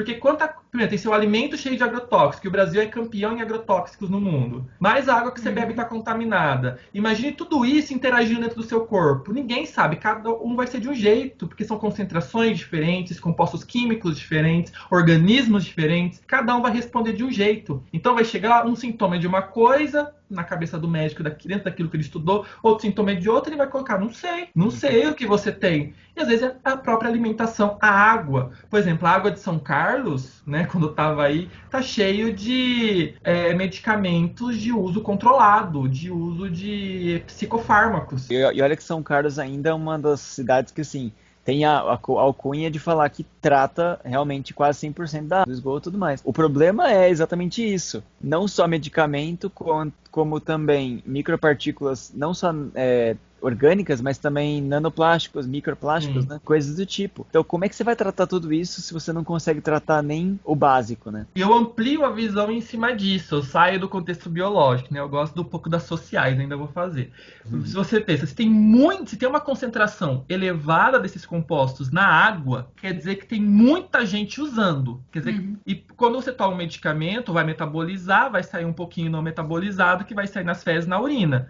Mas se está em concentrações elevadas nas águas superficiais, quer dizer que tem muita gente usando em muitas concentrações altíssimas. Então você vê que tem, por exemplo, São Carlos, que tem uma alta demanda, tem uma alta carga de psicofármacos. Quantas pessoas com problemas psicológicos estão tendo na cidade? São estudantes de doutorado. Totalmente.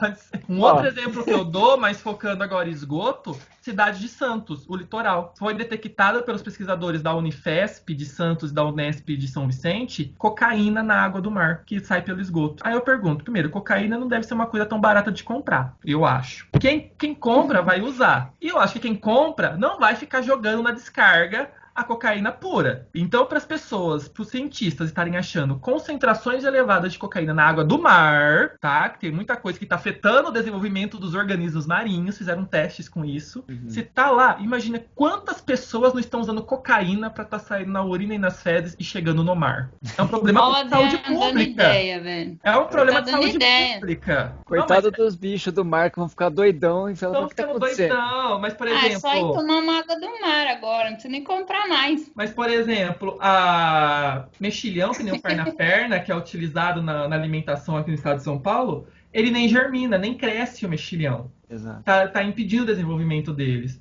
Os embriões se desenvolvem com malformações, espermatozoides, óvulos dos moluscos não se formam de forma adequada. Então, tem uma carga poluente. Aí a gente vê nessa questão de poluição, nessa parte de biólogo, de ver, nossa, o que está acontecendo nos organismos. Mas e a parte social? Para ter qual a fonte do problema? Não é só tratar aqui, né? Tá poluindo aqui. Tá, eu fiz o trabalho. Eu tô vendo aqui, eu estou monitorando a concentração de cocaína, a concentração de medicamento na água. Monitorar quer dizer que você está fazendo alguma coisa para reverter? Não, você está todo dia ali monitorando, vendo quanto tem. Monitorar, na verdade, não quer dizer nada do ponto de vista de ação prática. Então, no caso de excesso de medicamentos psicofármacos, o excesso de cocaína na água é um problema que vem com a origem. A população está usando em excesso. Nossa, uma coisa que você falou agora, eu vou falar até uma coisa meio polêmica também.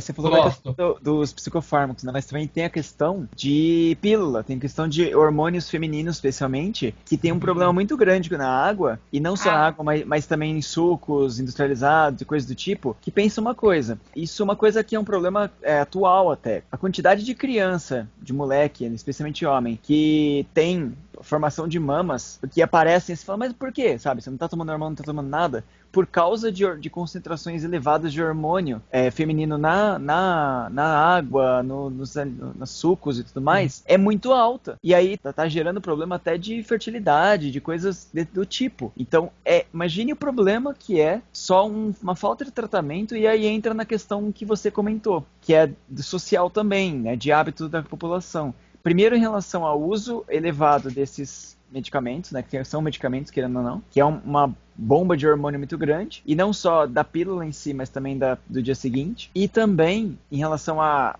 antibióticos utilizados da pior forma possível, por médicos também, que dão antibiótico a rodo. Tipo, que a pessoa tem tô com virose. Toma antibiótico. Aí você para, você que entende e fala assim, pera, antibiótico pra vírus, tem alguma coisa errada acontecendo. Tipo, coronavírus antibiótico. Exatamente. O que teve de médico passando antibiótico para coronavírus, você não tem noção. Eu briguei com 2 médicos em postinho, coisa do tipo. Falei assim, mas por que você tá me dando esse antibiótico? Eu falei que eu tô bem, eu não vou precisar, meu corpo tá resolvendo. Não, mas você tem que tomar antibiótico para melhorar. Eu falei, eu vou melhorar sozinho, eu não quero isso. Mas isso porque eu tenho noção do meu corpo e eu, sabe, biólogo e tudo mais, você tem noção do como que funciona antibiótico. Agora, eu tava com uma dor de garganta porque eu tinha forçado a voz no dia anterior. E eu fui no postinho por outros motivos. Ele foi lá e quis me dar um antibiótico pela dor de garganta. Eu falei, mano, mas eu não tô precisando disso. Mas você tem que tomar. Imagine uma pessoa que acredita no médico piamente ou que não tem noção, um pouco mais ignorante na área. Ela vai tomar 15 antibióticos. E aí isso tudo vai para a água, vai causar problemas, inclusive na nossa...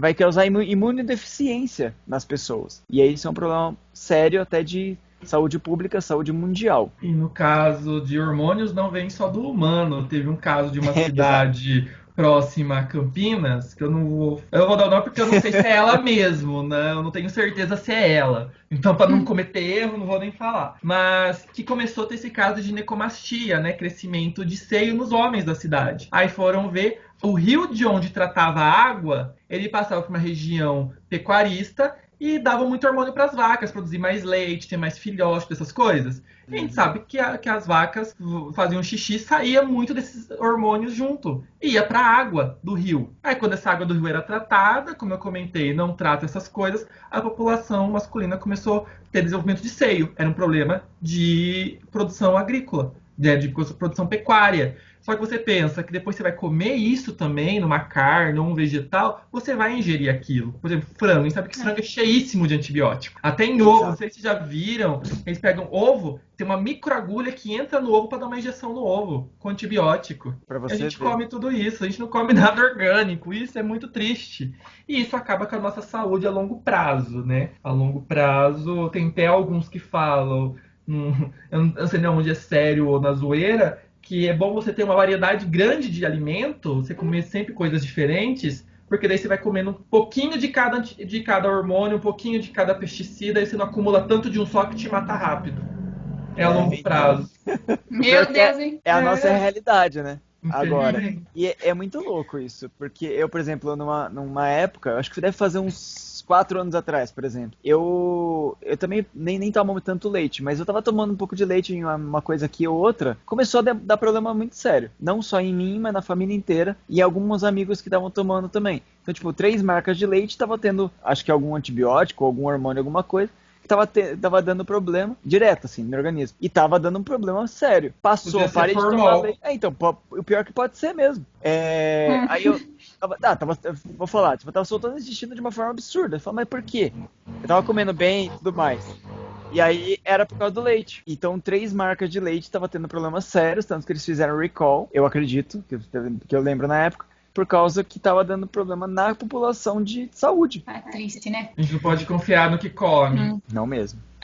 Eu dou aula de saneamento e análise ambiental para biomedicina, aí eles vêm assim, e eu só falo dessas desgraças, né? Eles são tudo da saúde, eu só falo da desgraça. Eles que professor, é uma tristeza vir pra sua aula, porque a gente sai daqui desmotivado, a gente sai daqui com medo até de respirar, viver na bolha. Eu falei, mas cuidado, porque bolha libera dioxina, que é cancerígeno, porque é plástico. Aí pronto, professor.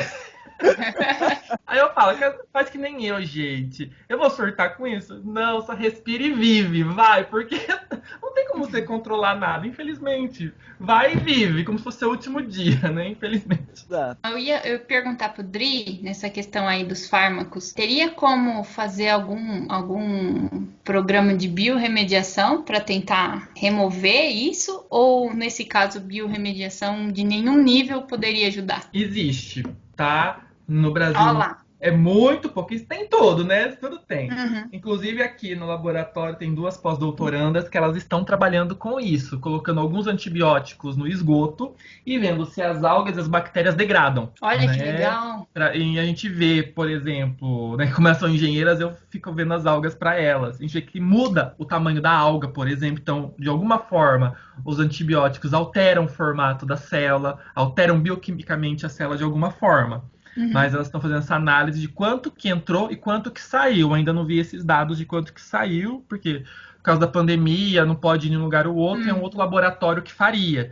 Então tá tudo congelado lá para poder fazer depois. Então ainda não tem esses resultados. Mas existe filtros, membranas, só que isso acaba tornando o tratamento de água extremamente caro, bem mais caro. Mas ainda a biorremediação pode fazer isso. Porque pensa, molécula orgânica. Colocou uma coisa orgânica na água, a bactéria vai em cima na hora. E as algas também. Os micro-organismos adoram a molécula orgânica e degradar ela. Aí já estão descobrindo até que tem várias que até moléculas, assim, não vou dizer que não seja orgânica, mas, por exemplo, plástico tem esse problema muito sério. Eu não sei se você já viu vocês já viram naquele documentário Triste Oceano? Já.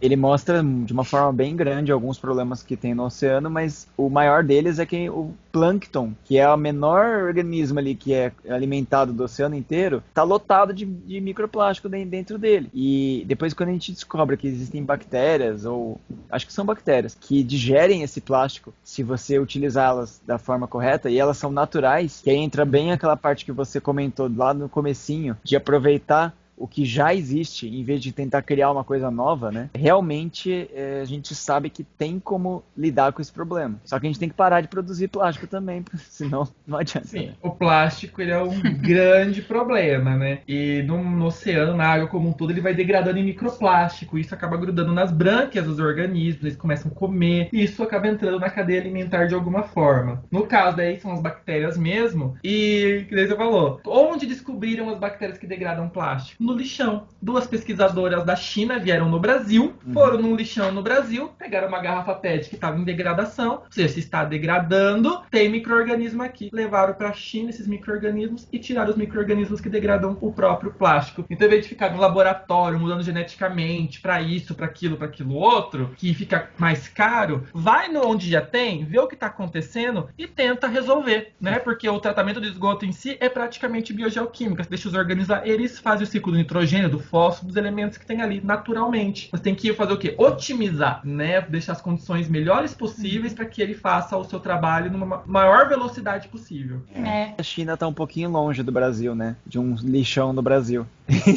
Sim, e vieram aqui buscar. Então, né? Eu acho que a gente tem um problema muito sério com isso, tipo... O que é um outro problema, né? Lixão no Brasil. Completou esse ano 10 anos da lei de resíduos sólidos, mas pouco foi feito. Sem contar isso, né?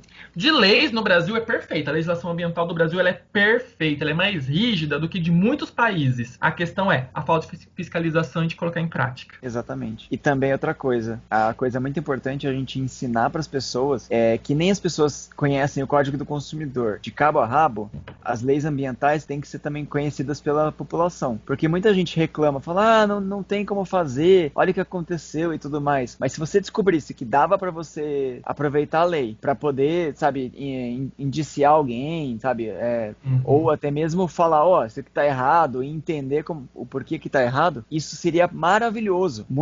A própria população iria servir como fiscalizadora, porque realmente a gente tem, por exemplo, a CETESB, tem, sei lá, 5 fiscais para uma região inteira de, sei lá, acho que coisa de 8, 9 cidades. Então como é que 5 fiscais dão conta de uma coisa de 9 cidades, sabe? E não tem fiscalizador, tipo, fiscal suficiente. Então, e aí? A população poderia ajudar, né? Só que ela tem que saber também a respeito disso. Tem que se interessar que nem ela se interessa, por exemplo, com o Código do Consumidor.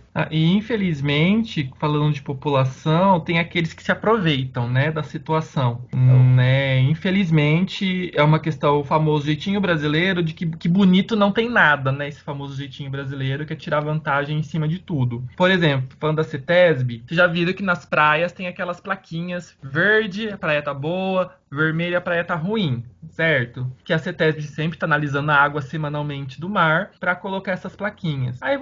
Aí tem alguns comerciantes que quando a CETESB vai lá e coloca a plaquinha vermelha, o que vai acontecer? Teoricamente, a população que iria ali no turismo não vai querer ficar naquela praia porque a plaquinha vermelha indica contaminação fecal. Então vai querer ir para outra. O comerciante não vai ter renda. Alguns comerciantes, já foi visto na Baixada Santista, eles fizeram uma plaquinha em casa, igual, eles sobem depois, tira a vermelha e coloca a verde. Ou seja, isso que eu falo, tem aqueles que Isso querem não dar um me jeitinho surpreende. brasileiro. Brasileiro, né? Infelizmente, a gente ri, mas isso é triste, né? Esse famoso jeitinho brasileiro. Com certeza. É oportunismo a roda, né? Sim. Onde Não. puder tirar lucro, eu vou tirar. E outra, hoje tá tão ruim que, tipo, o político chega lá, não só político, mas político, empresa, o que seja, comerciante, mente na cara dura e as pessoas ainda não percebem. Porque tá tão difícil de você identificar se é uma mentira ou se não é e tal, se você não tiver conhecimento de causa, que você até desiste, fala, sei lá, vou fazer mesmo e boa, sabe? Vou aproveitar mesmo, que a gente só vive uma vez, né? Então, vou aproveitar e vou pra praia, foda-se. Porque todo mundo rouba porque eu não posso. É meu dinheiro, é dinheiro público, deixa eu pegar minha parte. Eu já ouvi isso. Exatamente. Você tá sendo otário de não roubar, sabe? Você tá sendo otário de ser legal como político. E aí é um problema muito sério. Aí se você não rouba, você é ameaçado também. Sim. Porque você não tá no esquema. Então, é muito difícil lidar com isso. Uhum. Aí o Brasil caminha cada vez mais para trás, né? Infelizmente, em todos os sentidos, porque é um querendo tirar proveito em cima do outro. E a população em si, e o meio ambiente, né? Falando aqui do nosso Roda no tema, meio. só vai ficar no meio ambiente. Aqui não tem como não fazer uma crítica, não é nem partidarismo, mas a gente vê o próprio ministro atual do meio ambiente que é contra o meio ambiente. A gente viu a questão do manguezal. A gente viu a questão do manguezal umas semanas atrás. O Ministério Público teve que barrar a lei ele tirando a lei de proteção do manguezal, que é uma lei internacional. Tipo, essas são coisas assim que você ri pra não chorar, que é inacreditável. Você fala, como? O ministro do meio ambiente é contra o meio ambiente. Você fica, oi? Eu tô aqui mesmo, vou juntar minhas malinhas, vou pra aqueles países no meio da Oceania. Vamos pra Costa Rica. Ou então eu perco meu réu primário. Não é possível. Exatamente. E o pior é que tem muita gente que pode falar assim, não, porque você tá contra o governo atual e etc. Não, gente, a gente não tá contra o governo atual, a gente tá só a favor do meio ambiente só. E hoje em dia, estar a favor do meio ambiente é estar contra o governo atual. Infelizmente. Em qualquer governo, esse é o que falta na população brasileira. Ter um criticismo em relação não só ao meio ambiente ou a tudo. Tá, gosto de tal pessoa para governar, votei nele. Beleza.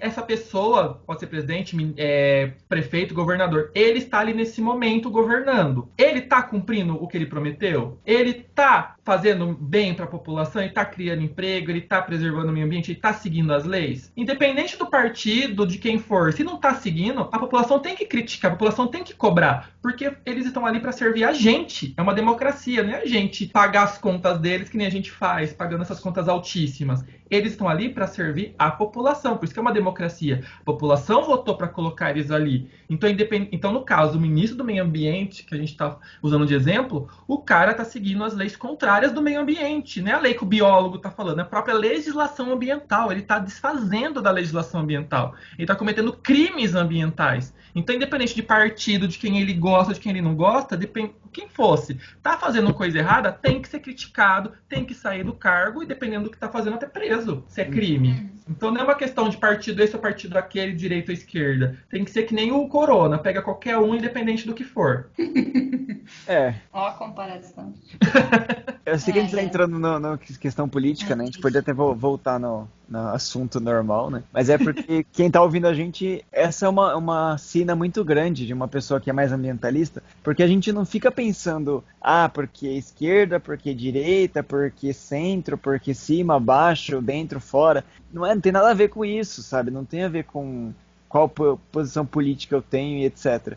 Sem contar que o que tem no Brasil é politicagem, não Muita. Se política. politicou tudo, até a saúde agora, né? Exato. E outra coisa, a palavra política, na sua definição, ela é muito linda. Você faz política com a sua família, você faz política com o seu bairro, com seus amigos, etc. Isso é bem legal. Agora, o que a gente tem no Brasil não é política. E é um problema muito sério, porque atrapalha diretamente o que é prioridade, que é tratar do meio ambiente, é tratado... E quando a gente fala meio ambiente, não é... você vai falar da arvorezinha, da plantinha, de sei lá o quê. Não, é de prevenção. De qualidade de vida da população. Exatamente. Quanto mais o meio ambiente está bem, é como o Gosto falou, o espaço está cheio de árvore, vai ter água, vai ter chuva, vai ter água, vai ter uma coisa legal. Se você revitaliza um rio, você não vai mais ter problema com enchente, sabe? Se você faz um negócio aqui, você vai ter um problema, melhoria de qualidade de vida, de saúde, até, que é uma coisa que o pessoal fica brigando, que eu vou tratar o meio ambiente, então eu só vou ter gasto. Gente, vocês podem ganhar dinheiro, muito mais dinheiro, como você até comentou no começo, sabe? A gente deu pote de ouro na mão, hein? Só aproveitar. Sim, dá. Difícil, né? No caso de agricultura, por exemplo, tem muitas pesquisas que provam que se você fizer uma agroagricultura, né, uma agrofloresta, a produção dentro da floresta, ou aquela monocultura, a produção dentro da floresta é muito maior do que na agricultura, porque diminui pesticida, diminui fertilizante, a própria floresta produz água, a própria floresta vai ter os polinizadores, você vai gastar muito menos e a produção vai ser melhor, de melhor qualidade, só que tem aquela questão do dinheiro, né? Eu quero meu dinheiro, eu quero. Essa é a grande questão, não o bem comum. Mas sendo que na agrofloresta você produz até mais. Você gera muito mais lucros porque você vai ter pouco investimento. Pouco você vai investir em pesticida, em controle de pragas, por exemplo. É natural, você vai retirar da natureza, tá? Falta uma consciência ambiental. Quando fala em desenvolvimento sustentável, que nem foi comentado aqui, desenvolvimento sustentável não é que nem alguns falam, vai virar hippie, viver fumando maconha sentado na beira do fogo, na beira do rio. Não é isso. Desenvolvimento sustentável não é melhorar o que tem. O exemplo que eu uso em aula quando eu falo de desenvolvimento sustentável é a lâmpada. Todo mundo aqui chegou a ver aquela lâmpada incandescente.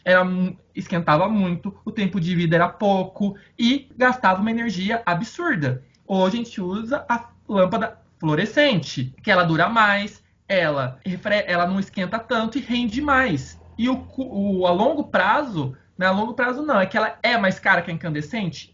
No primeiro momento. Mas depois de 3 meses você vai ter o benefício. Então você melhorou uma tecnologia, melhorou a questão ambiental, investiu em empregos para produzir essa nova tecnologia, investiu em pesquisadores para criar essa nova tecnologia, você mexeu toda a sociedade, você circulou a economia, melhorou a saúde dentro de casa, porque aquela lâmpada, além de esquentar, estourava, a luz era também estranha, não era tão clara que nessas que a gente usa. Isso é desenvolvimento sustentável. O desenvolvimento sustentável não é preservar a natureza e deixar a economia de lado. É fazer os dois andar juntos, tá? E é isso que falta, né? Perfeito. Eu acho que falou tudo mesmo nesse ponto, que é importantíssimo. É o ponto certo pra gente pensar.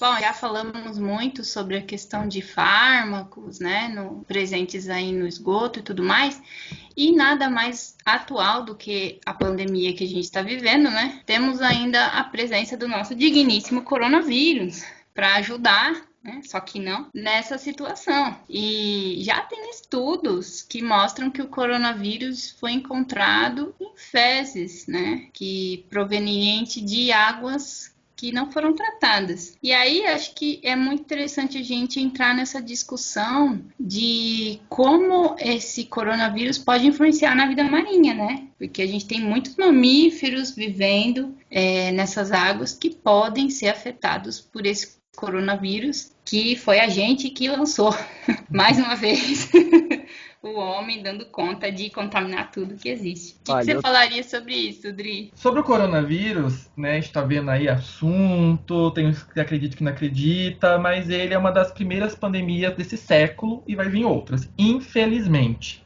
Tá? Por quê? Tem uma das coisas que me deixou muito triste em ver foi a xenofobia em relação à China. Todo mundo falando, veio da China, chinês só inventar isso. E agora o preconceito com a vacina da China. Porque tem aquela teoria, né, da conspiração. Eles criaram o vírus para depois vender a vacina. Não é isso, gente. se estudar um pouquinho, pesquisar um pouquinho, você vai saber que não existe essa coisa. Mesmo porque eu não acho que o governo chinês iria matar grande parte da sua população para poder ter lucro. Porque eles não precisam disso, que é o país que mais cresce no planeta.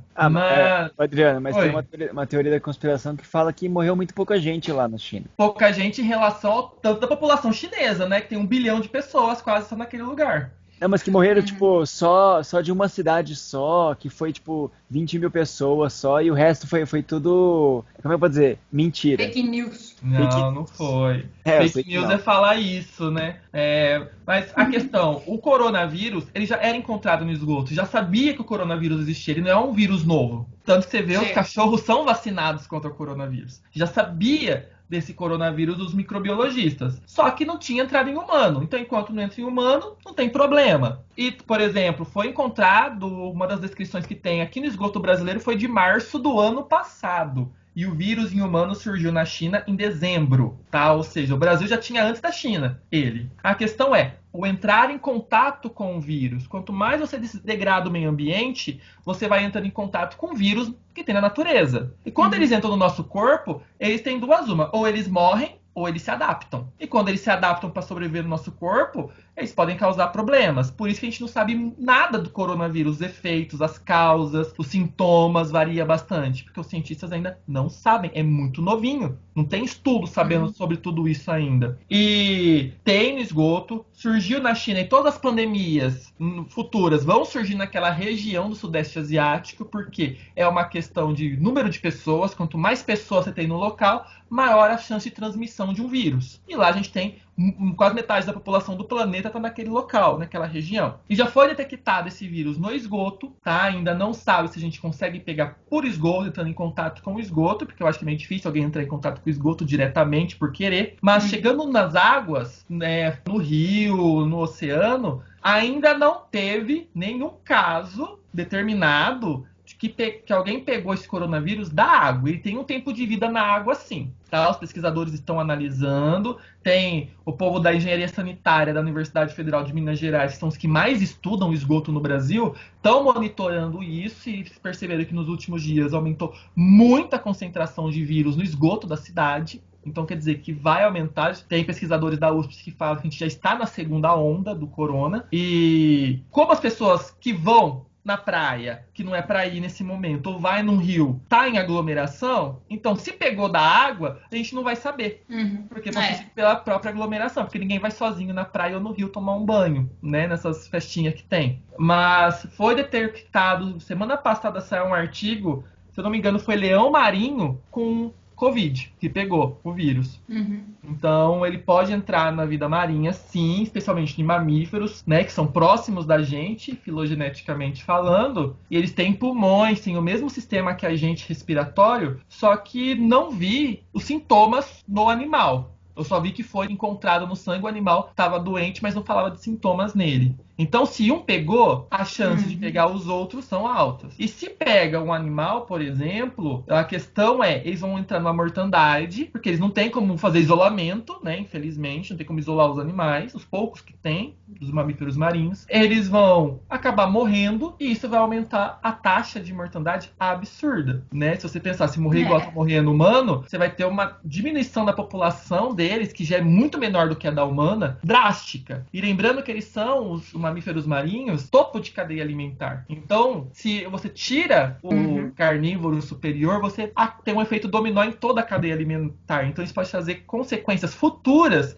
para toda a biodiversidade marinha, produção de alimentos, até pra gente. Com certeza. Até porque, né, esses leões, essas baleias e muitas dessas espécies de focas e tudo mais já estão ameaçadas de extinção, né? Sim. Então, isso agrava muito mais o problema e aí entra nessa questão da cadeia que você comentou. Então, é desastroso. Porque falando além de Covid, que a gente está falando de poluição agora há pouco, porque se o Covid chegou no mar, foi pelo esgoto, né? Então é a poluição de novo, né? Por esgoto, causando problemas. E já foi detectado, por exemplo, pesticida em pinguim na Antártida. Aí você pensa, pô, mas na Antártida não tem agricultura. De onde veio o pesticida? do continente, que cai no rio vai pro mar. Então você vê quanto de pesticida tem, porque as bactérias não conseguem degradar tudo, de tanto que tem. As correntes marinhas vão levando, entra na cadeia alimentar e os pinguins estão contaminados. Já acharem baleia passando aqui pelo litoral de São Paulo, do Rio de Janeiro, desculpa, pesquisadores da Federal do Rio pegaram gordura da pele das baleias e encontraram pesticida nelas também. Então a gente está contaminando os organismos, sim. E isso pode trazer consequências futuras na população deles. Porque se, como já foi comentado aqui, nós temos problemas reprodutivos, imagine esses animais que não têm cuidado de saúde, não têm um médico. Com certeza. Então, se eles têm problemas de saúde, vai diminuir a reprodução. E são animais que demoram uma reprodução. Tem gestações de mais de 12 meses, que tem uma baleia. E produz um filhote. Então, se o filhote também já nasce com problema, a tendência é reduzir as populações desses grandes mamíferos marinhos. E é uma consequência em toda a biodiversidade marinha, né? Sem contar que são animais que, por causa da diminuição, né, de sua população, também tem a questão que eles passam boa parte da vida deles sem contato uma com as outras. E aí agora tá pior ainda, porque elas não têm contato mesmo, elas não se acham para poder reproduzir. E isso é muito complicado também. Baleia azul, por exemplo, é um ser que tá com vários problemas, na real. Sim. Que demora muito para crescer e para se reproduzir mais ainda. E não é que nem o humano, que, por exemplo, cada mês tem o período fértil da mulher, né? Por exemplo, o animal vai ter uma vez por ano, num determinado momento. Então, se naquele momento não teve o macho copulando, só no outro ano, se a baleia sobreviver ainda, né? Porque a gente sabe que tem pesca, né, predatória para tirar óleo das coitadas. Um óleo também que está contaminado com pesticida. Então, é uma poluição... Que coisa! Tipo, se ferra, né, o infeliz que tá caçando a baleia. Usa o óleo aí, mas vai estar contaminado com pesticida. Morra também. É complicado. Né? Tá matando a baleia pra tirar óleo, pelo amor de Deus, tem tanto óleo aí por causa da baleia, porque é afrodisíaco, gente, tem tanta coisa afrodisíaca, mais barata, com menos problema, porque vai tirar a baleia, meu Deus do céu. Um animal gigantesco daquele, pra quê? Que já tem pouco. Já tem tanta coisa na Amazônia, né, pô, planta na Amazônia afrodisíaca, muito melhor do que o óleo de baleia. Tem. Come o ouriço do mar também é afrodisíaco. Pois é, esse é o problema. E outra coisa, para de comer mal e tomar tanto hormônio que sua libido aumenta. E é isso.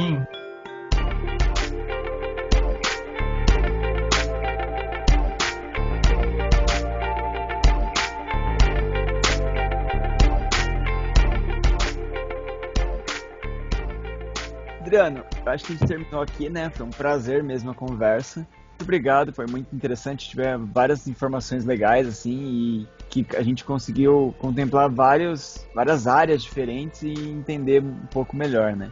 Então foi um prazer a conversa, a Susan também. E a gente, como de praxe, né? No final a gente faz umas indicações. Então, se quiser indicar alguma coisa, pode ser um filme, pode ser um livro, pode ser uma tese também, tranquilamente, pode ser, ficar à vontade para indicar alguma coisa pra galera que nos ouça. Pessoal, eu quero agradecer o convite, né, da Susan, do Luiz, aqui esse momento, muito obrigado, eu gostei muito de conversar, eu nem vi a hora passar, foi bem gostoso, eu gosto disso, de falar de vários assuntos, um assunto que vai puxando o outro, para vocês verem que a ciência não é feita numa caixinha, né, os assuntos não estão dentro de uma caixinha.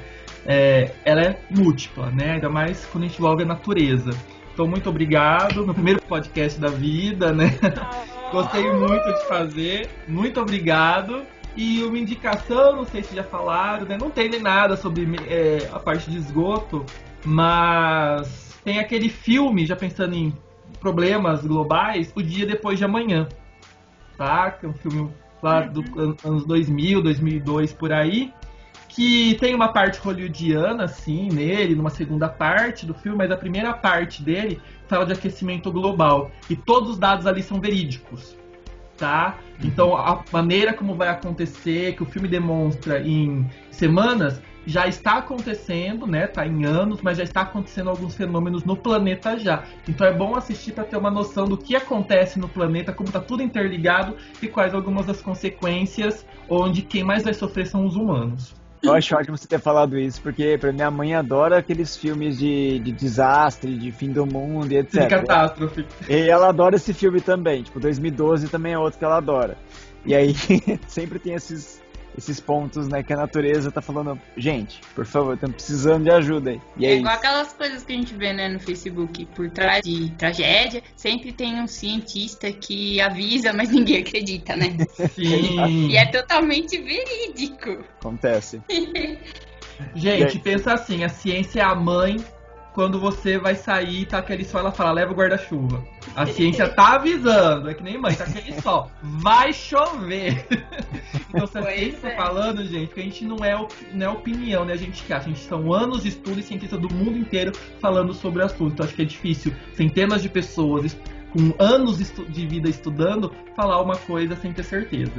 Ah, mas é a teoria da conspiração, fica tranquilo. Isso é tudo mentira. O governo tá investindo milhares, milhões, bilhões só pra achar que a Terra não é plana. É plana. É plana. Não. A Terra é com certeza é plana, Susan. Idade média, bem-vinda. Então, É. sei lá, eu me perdi nisso daí. E eu dou aula de geoprocessamento. Eu falo pros alunos, se alguém escrever que a Terra é plana na prova, eu reprovo. Não, o pior é Teve que a galera... aluno que Já escreveu. aconteceu isso? Nossa, já. Meu Deus. Não, e a galera usa GPS no celular e fala que a Terra é plana. Não faz sentido, mas tudo bem.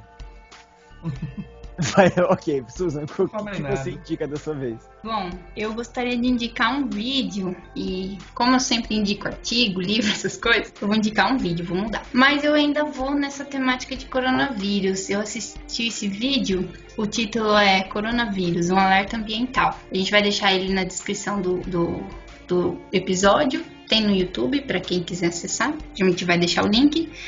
E é um documentário falando justamente sobre a questão ambiental do coronavírus, né? Qual é essa relação das pandemias com o ambiente, fala muito dessa história da China, focando mais aí nessas mudanças no ambiente e como que a humanidade deve, né? Não é nem pode, deve estabelecer uma relação melhor com o ambiente, né? Todas essas relações devem ser repensadas e para que sejam mudadas. A gente está vivendo errado, tá tudo errado. Então, esse vídeo traz muito disso. Eu não vou me atentar muito a falar, porque acho que basicamente é tudo que a gente falou aqui, a gente pode ver naquele vídeo sobre o coronavírus. Então a gente vai deixar na descrição, é mais uma das minhas indicações de hoje. E lembrando que a pandemia não acabou, né? Eu acho que é importante falar isso, pelo menos, nem que entrar por um ouvido e sair pelo outro, mas pelo menos entrou. Que triste, né? Infelizmente a gente tem que pensar nesse ponto. Uhum. Mas é muito bom, né? Vou até ver se... É muito legal, eu gostei bastante, viu, Luiz? É uma boa pra gente poder ter um patamar diferente, né? Melhor um pouco do que tá acontecendo mais atualmente também, né? A minha indicação, Susan, normalmente eu tendo a indicar umas coisas diferentes, assim, tipo... A galera que... Diferente dessa parte mais específica, né? Mas a galera que me ouve sabe de vez em quando que gosta muito dessa parte psicológica, né? Tanto de aprendizado quanto... não é à toa que quando eu tava na biologia eu fazia biologia comportamental, né? Genética comportamental. Então, tipo, eu gosto muito dessa parte. E um canal que explica de uma forma bem simples, bem rápida, com videozinhos assim de, sei lá, 5 minutos ou menos, e usando aquela desenhinho e tudo mais, mas explica algumas coisas psicológicas muito legais e muito bacanas, assim, até de aprendizado e tal. Tem um canal no YouTube, ele é em inglês, mas vários vídeos dele tem legenda, então dá pra vocês aproveitarem. E chama Sprouts, né?